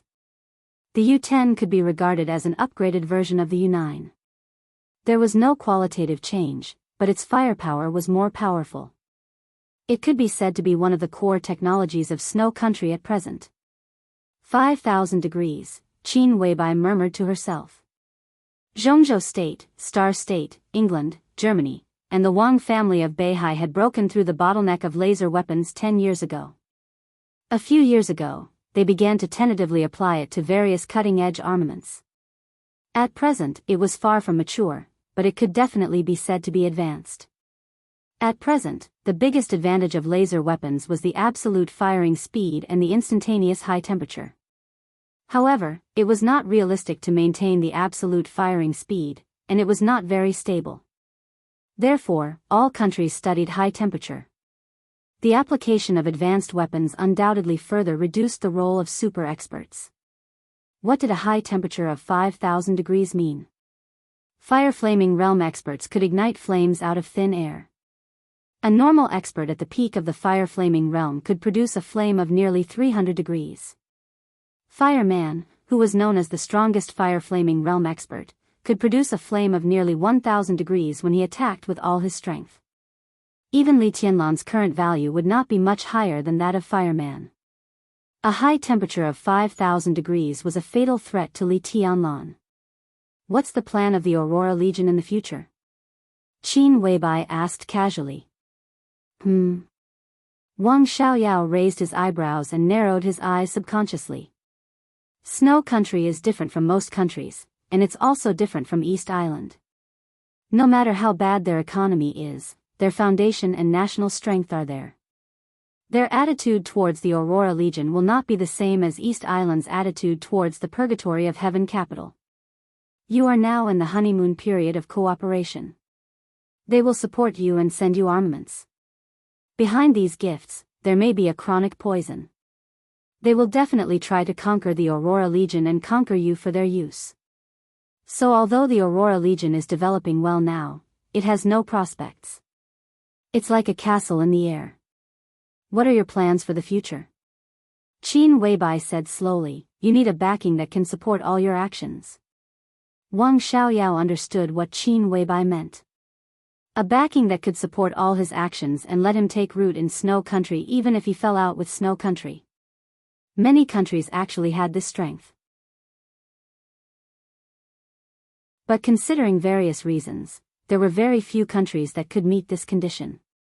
The Jianghu State Parliament could, but Wang Xiaoyao didn't want to get involved for the time being. In fact, the Parliament of Jianghu State had extended an olive branch to him several times, but Wang Xiaoyao had been dragging it on. At this time, turning to the Parliament of Jianghu State would mean fighting head-on with Emperor Dong's palace. The current Aurora Legion obviously did not have this kind of strength. The Wang family of Beihai could do that. But he couldn't go back, so he naturally wouldn't receive any support. In addition to the first two, Emperor Dong's palace also had the strength to do so. Wang Xiaoyao was silent for a while and said slowly, "If you are here to invite me to join Emperor Dong's palace, I refuse. I don't know how stubborn you are." "That's stupid." Qin Weibai's comment was light and merciless. Since Wang Xiaoyao had betrayed the Wang family of Beihai, taking refuge in Emperor Dong's palace was his best choice at the moment. Qin Weibai believed that Wang Xiaoyao could see it clearly. The Zhongzhou State Assembly looked good, but that was all. Li Huaqing's actions seemed to be covetous of Li Tianlan. But he was in Emperor Dong's palace, which showed that he attached great importance to Emperor Dong's palace. If Wang Xiaoyao turned to the council at this time, he would only be a pawn against Li Tianlan, a pawn that could be sacrificed at any time. Emperor Dong's palace was his only choice. She was sure that Wang Xiaoyao knew this. But he refused. If that wasn't stupid, then what was? This is a matter of dignity. Maybe you don't agree, but this is my attitude. I don't want to see the woman I love being whispered in the arms of the man I work for. Even if I succeed, it will be the most thorough failure. Qin Weibai didn't say a word. Her side profile was a little cold and looked more delicate. Wang Xiaoyao's voice was clear and serious. She couldn't tell the truth from the lie. "This is not the main purpose of my visit," Qin Weibai said lightly. When Wang Xiaoyao's eyes fell on her, she said slowly, "I owe you a favor. Maybe I can pay it back now." "Oh." Wang Xiaoyao looked at her quietly. His eyes were quiet, but there was a kind of greed without any other desire in them. It seemed that he wanted to deeply imprint the side profile in his eyes into his bones. "We worked together in East Island." Qin Weibai's voice was calm. "I said, at the right time, I can pay you back or cooperate with you. It has nothing to do with the Wang family of Beihai." Wang Xiaoyao's eyes quietly condensed for a moment. Of course, he remembered this. On the second day before the final battle of Heaven Capital, beside the fishing village of Ninghu in East Island, he took Demon Eye and cooperated with Samsara Palace to kill an incredible teenager. A teenager who was only in his teens, but broke the limit of his body and exerted the power of the half-step invincible realm. Wang Xiaoyao couldn't evaluate that teenager. He was not a so-called genius. To have that power at that age, Wang Xiaoyao could only see cruelty. If he lived to this day, he might not be as powerful as Li Tianlan, but he was almost sure to be qualified to enter the divine list. Maybe his ranking would be higher than his. Wang Xiaoyao still didn't understand the deep meaning of that cooperation. The lineup of Emperor Dong's palace at that time, even the last sword that killed the teenager, was done by the hidden Samsara Palace master. Wang Xiaoyao didn't know the meaning of Qin Weibai's cooperation with him. Does Wang Tianzong know about this? Qin Weibai suddenly asked.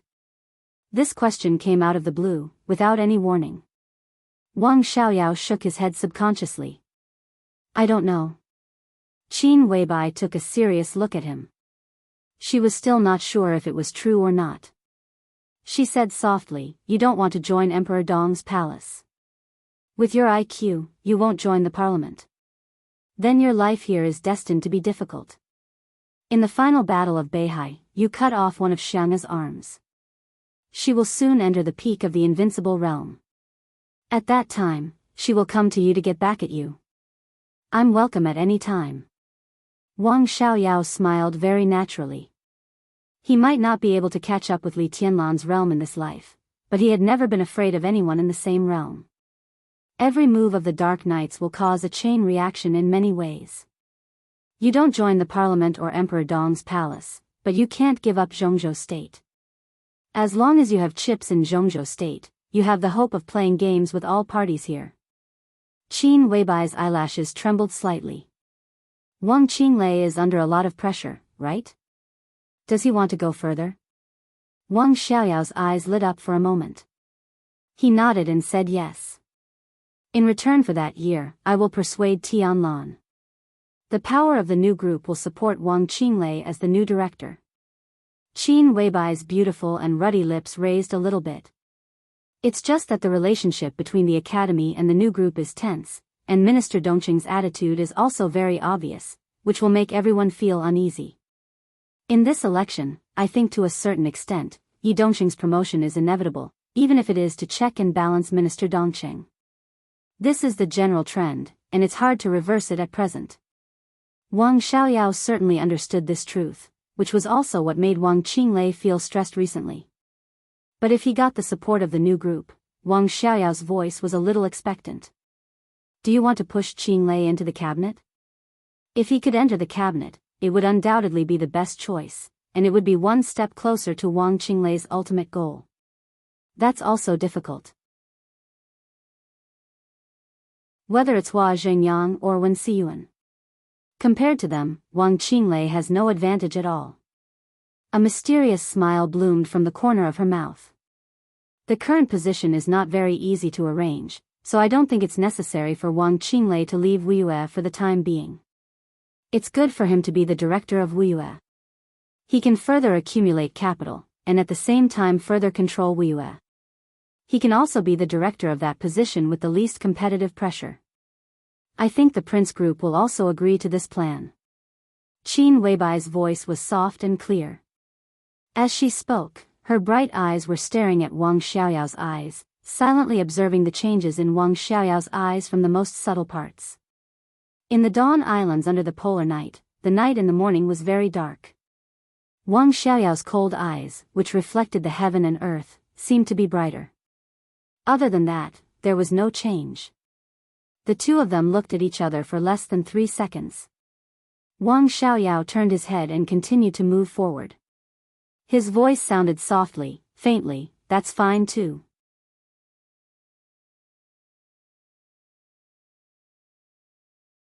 Chapter 12:23.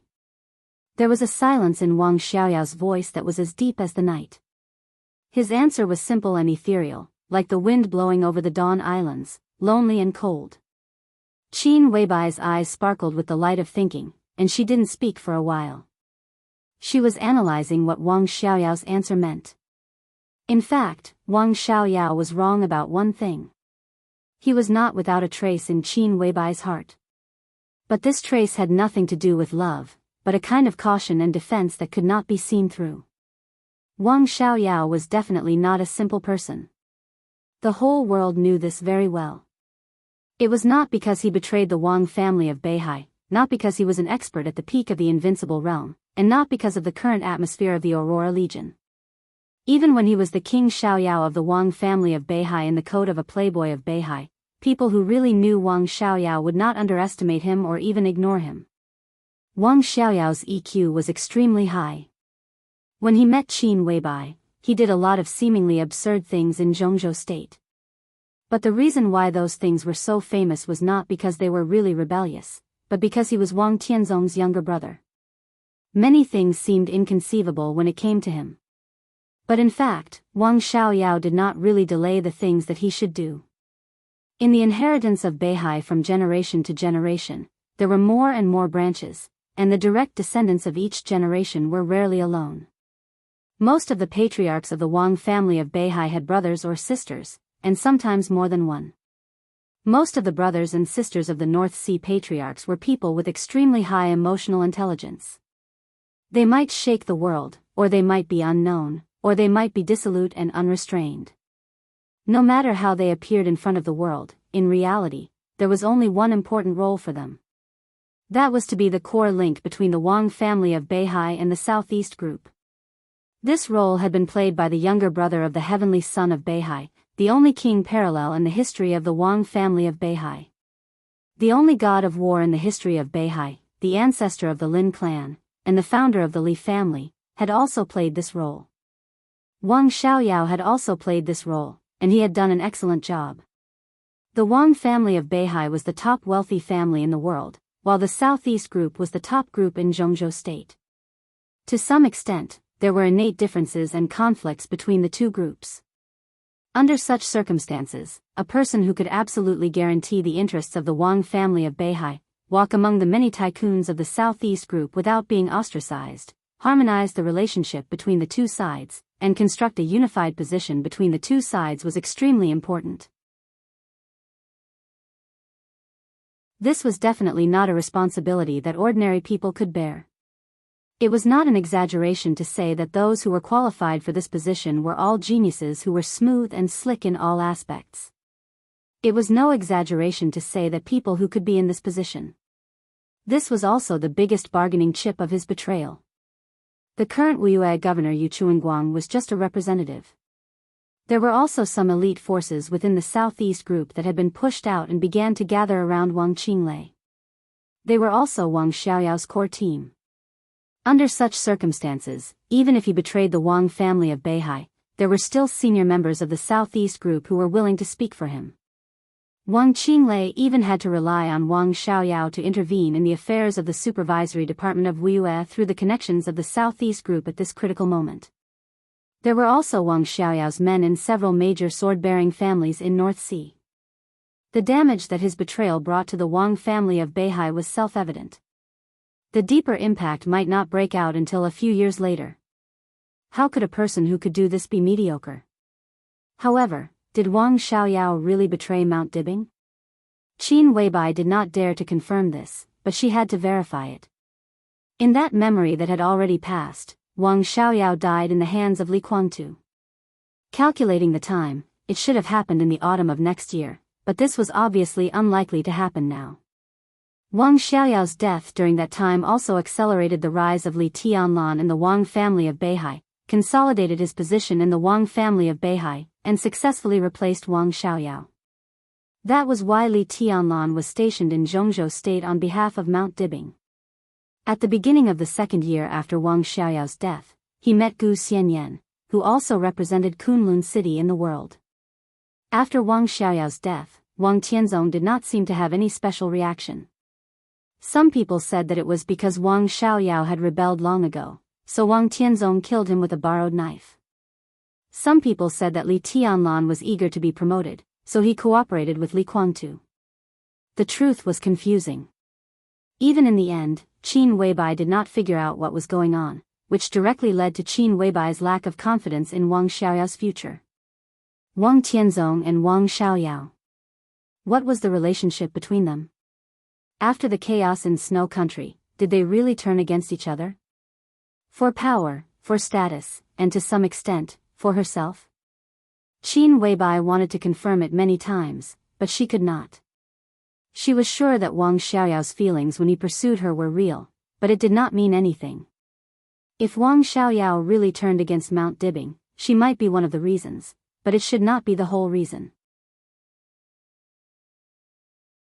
But on the other hand, if Wang Xiaoyao did not turn against Mount Dibing, her reason could definitely be a perfect excuse. Everything that Wang Xiaoyao had shown so far had no flaws. He personally tore apart the core strength of the Wang family of Beihai, and even left a huge hidden danger to the future of the Wang family of Beihai. This kind of damage was real. This might be a real betrayal. Similarly, a situation without any flaws might mean that it was a flawless game. If Wang Xiaoyao did not betray Mount Dibing, then what did all this mean now? What was Mount Dibing plotting? What would the consequences be? Every step of the development of Emperor Dong's palace was the key. At this time, Qin Weibai kept the highest level of vigilance and defense against the Wang family of Beihai.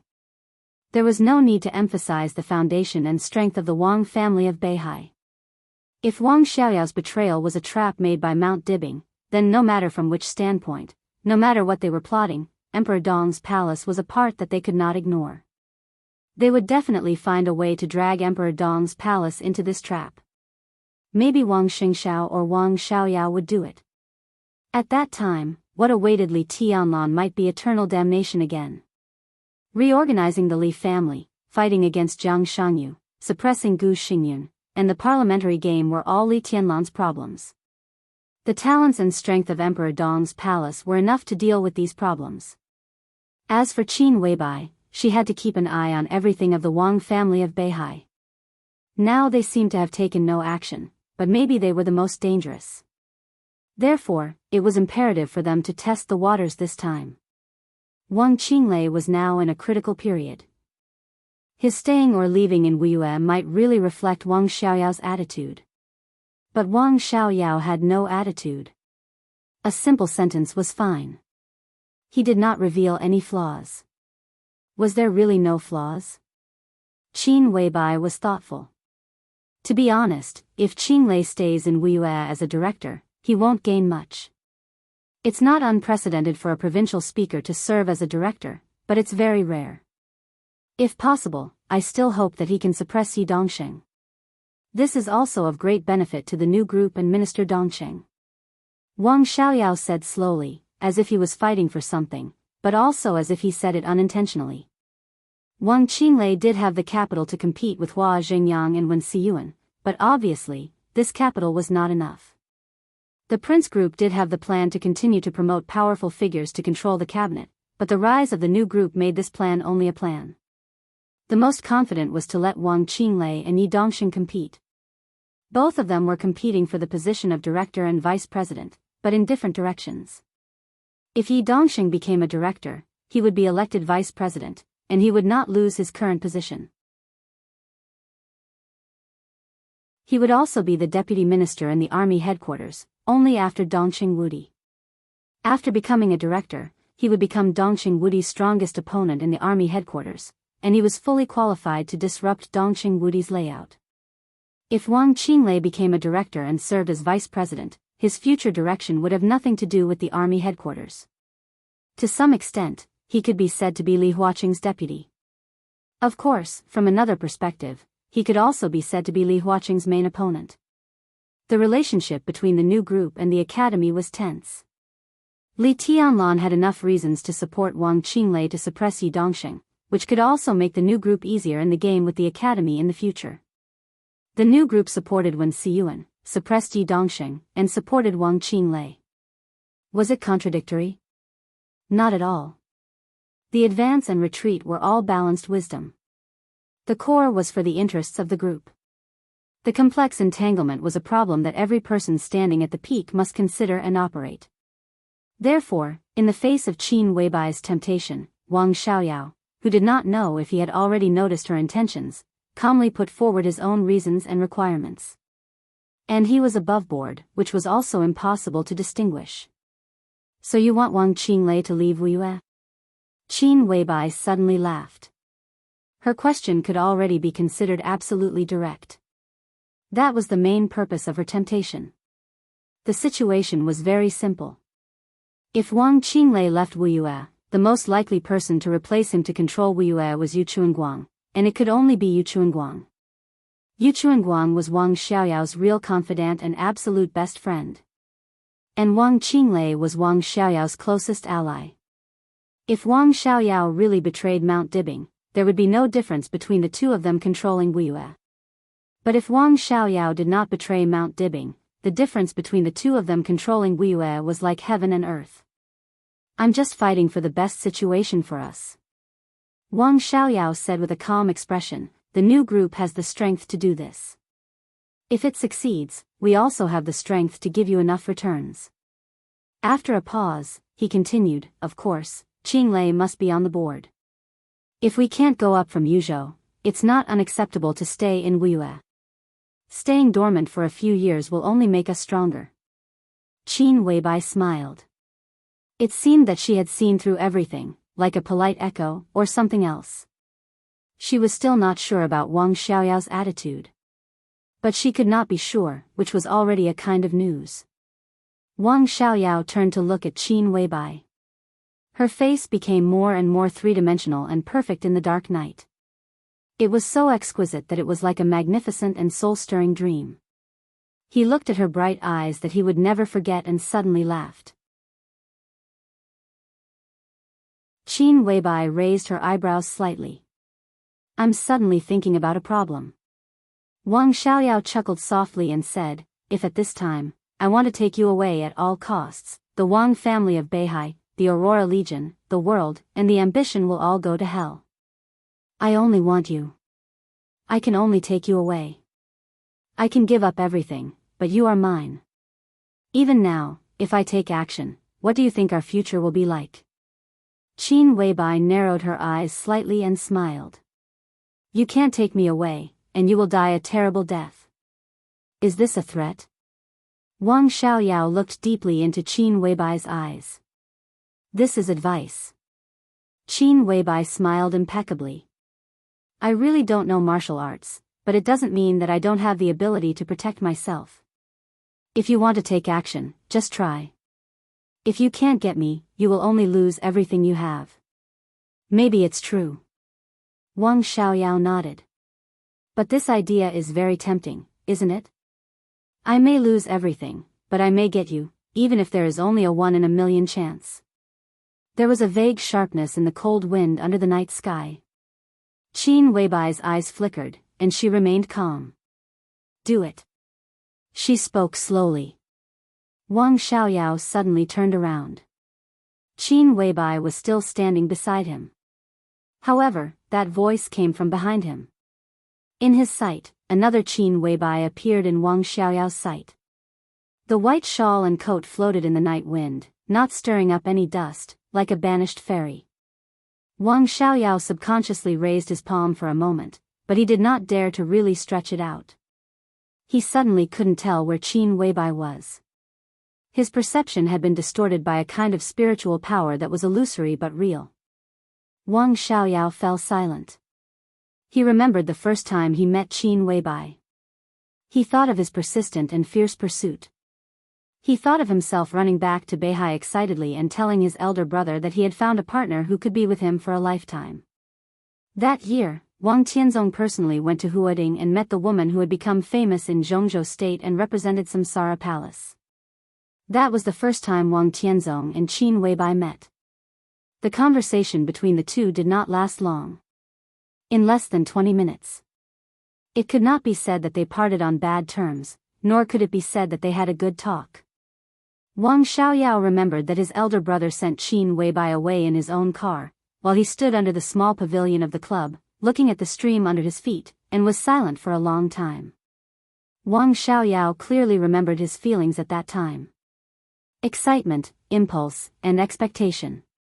He was sure that his elder brother would be very satisfied with such a woman as his sister-in-law.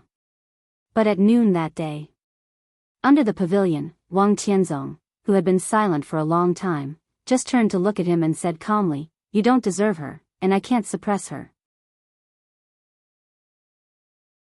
If she enters the gate of the Wang family of Beihai, maybe the whole Wang family of Beihai should be surnamed Qin instead of Wang after 20 years. Wang Xiaoyao still remembered that his elder brother patted him on the shoulder at that time. It was very soft, but it was so heavy that it made his heart cold. He said, "Forget it."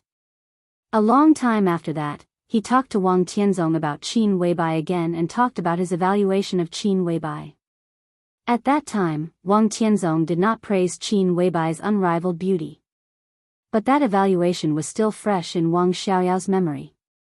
Her heart is like a flying dragon and a dancing phoenix, and her divine moon shoots the cold river. For the first time in his life, Wang Xiaoyao heard his talented and bold elder brother evaluate a woman like that. A young woman in her 20s. But Wang Xiaoyao did not give up. He tried harder to get close to her, and every word he said to her could make him happy for a long time. Until Li Tianlan appeared.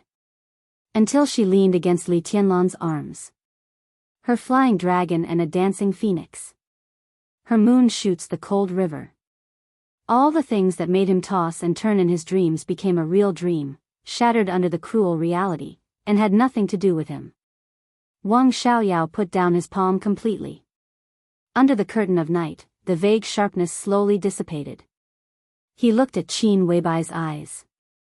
It was like the first time they met. Her eyes were always full of fog, looking into the distance. He did not see his shadow in those eyes. Wang Xiaoyao smiled reluctantly. His face was still pale, and he said with difficulty, "I'm just kidding." "No." Qin Weibai shook her head and said with a faint smile, "You're trying to change the subject and divert my attention, right?" For the first time, Wang Xiaoyao's expression was stiff. It flashed away. "I haven't been updating regularly in the past 2 days. In fact, I want to write more. A few days ago, it was very windy.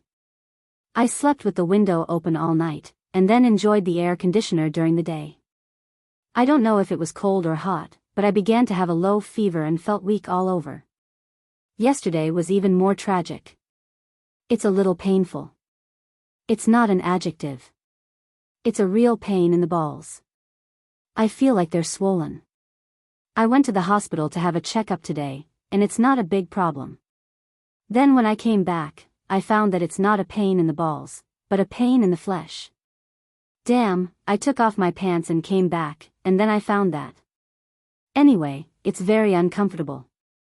When I feel better, I'll try to write more.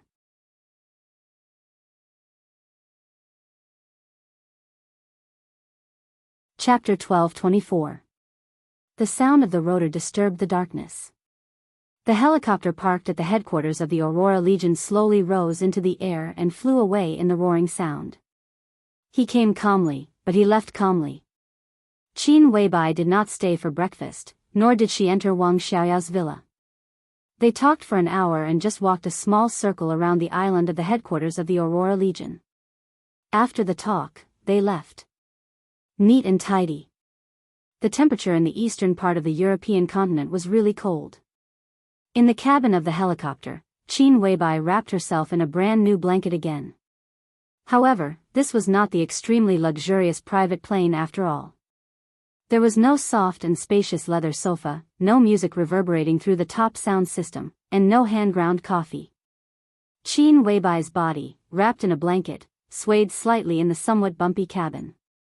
She held a thermos cup that had been used for many years. It contained the black tea that the army prepared for her to warm her body before she set off from the Snowdance Corps. At this time, the temperature was just right. Qin Weibai sipped the tea and looked at the Aurora Legion that was getting farther and farther outside the cabin.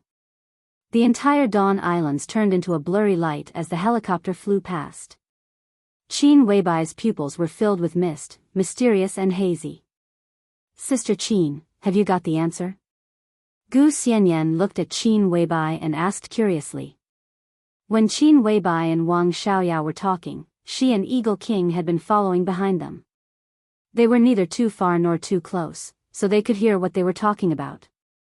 However, after Gu Xianyan sorted out the various conversations, she found that she did not understand some of them. I got it. Qin Weibai said softly and shook her head. I didn't get it either. Then Wang Xiaoyao, Gu Xianyan became more and more curious. The best and the worst make history, and the mediocre reproduce the race. Qin Weibai said with a smile, we have to admit that this world belongs to bigotry. The bigoted Li family, the bigoted Wang family of Beihai, and the two brothers of this generation of Beihai are also bigoted. I still don't understand. Gu Xianyan looked at Qin Weibai innocently. Qin Weibai looked at her and said softly, I'm still not sure if Wang Xiaoyao betrayed Mount Dibbing. This is indeed the answer I want, but it's not the one I want the most. I'm here just to make sure of one thing. Can I use Wang Xiaoyao to guide some future situations of the Wang family of Beihai? The answer should be certain. That's enough. Wang Xiaoyao may have betrayed Mount Dibbing, or maybe he didn't, but it doesn't matter. I can be sure that he did not betray the Wang family of Beihai. Eagle King, who had been silent, suddenly smiled. From a certain point of view, Wang Qinglei did not betray the Wang family of Beihai. He just betrayed Wang Tianzong. He thought that the Wang family of Beihai that he and Wang Xiaoyao would lead in the future would be better than it is now, even the best. If not for this reason, Wang Qinglei had no need to betray him. Indeed. Qin Weibai nodded. But Wang Xiaoyao and Wang Qinglei are still different. The former can pay more, even everything, for some purposes. The latter may be more intelligent, but it lacks some boldness. So in the alliance between them, the future patriarch of the Wang family of Beihai is Wang Xiaoyao, and Wang Qinglei only wants to be the president. Eagle King's voice was calm. Patriarch, Qin Weibai was thoughtful. She carefully recalled the conversation just now, summed up what she had learned, and analyzed every expression of Wang Xiaoyao. An hour of conversation. They could talk about a lot of things, or a lot of nonsense. It mainly depended on how Qin Weibai tested him. Many of Qin Weibai's words were impolite, even a little mean. She didn't care what impression she left in Wang Xiaoyao's mind. It had nothing to do with her. She only cared about what real information she got from this conversation. There was no doubt that Wang Xiaoyao was vigilant and guarded against Emperor Dong's palace. Many of the things he said were vague. But at least Qin Weibai could be sure that the cooperation between Wang Xiaoyao and Wang Qinglei was definitely not as close as it seemed. In Qin Weibai's eyes, this was undoubtedly a clue that could be used. What happened inside the Wang family of Beihai had nothing to do with her. She always cared about how Emperor Dong's palace should develop under the new situation after the great changes in Beihai, how to avoid traps, and how to find opportunities. Wang Xiaoyao said some things in the conversation, some of which he didn't even notice. But Qin Weibai had begun to think and tried to make a plan. The final battle of Heaven Capital, the chaos in Snow Country, the dawn of a new era, and the Samsara Palaces step by step were the plans of the master of Samsara Palace, and also Qin Weibai's thoughts. They were the same person. All the situations that were confusing to outsiders were constructed bit by bit in this kind of silence. Go back to Tiannan. Qin Weibai whispered, I want to be quiet for a while. She took out her notebook and began to record every word of the conversation with Wang Xiaoyao. She planned to go back and carefully analyze it when she calmed down completely. Eagle King nodded and gave an order to the cockpit. The helicopter began to accelerate in the night. His phone rang abruptly. Qin Weibai took out her phone and looked at the number. It was military counselor's call. It was officially 3:00 in the afternoon in Yuzhou. Qin Weibai calmly pressed the answer button and said, Hello. Your Highness, there is a breakthrough in Lu Yang's problem. Military counselor's voice sounded with a hint of a smile. Qin Weibai subconsciously sat up straight. A comprehensive breakthrough. Yes, he explained Zhao Yu's problem. Military counselor's voice was obviously a little excited. Lu Yang. The speaker of Anong in Liaodong. There was no possibility of stopping the growing storm in Liaodong. It would only get bigger and bigger. And Anton had become a real powder keg. 3 days ago, Lu Yang, the speaker of Anong, was controlled by Liaodong's Ministry of Supervision. In 3 days, Anong, the powder keg, finally exploded. And it was a real big fish that came out of it. Zhao Yu. The deputy speaker of Liaodong, one of Bai Qingxian's main opponents in Liaodong, was also likely to become the governor of Liaodong after Bai Qingxian left Liaodong. Lu Yang's problem involved Zhao Yu. It was self-evident what it meant. Once Zhao Yu's problem was confirmed, the whole of Liaodong, even Wang Wei, the current leader of the third supervisory group, would be in a precarious and desperate situation. Qin Weibai gently raised the corner of her mouth. Now Ji Wenjiang will have a headache. Obviously, Zhao Yu's problem would be investigated through the special task force set up by the Ministry of Supervision of Zhongzhou State. This was Ji Wenjiang's responsibility.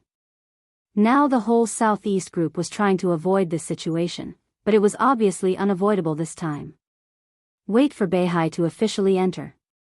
Qin Weibai whispered, You're tuning into the Carefree Valley YouTube channel. Don't forget to subscribe and join us on this journey to catch the most captivating stories.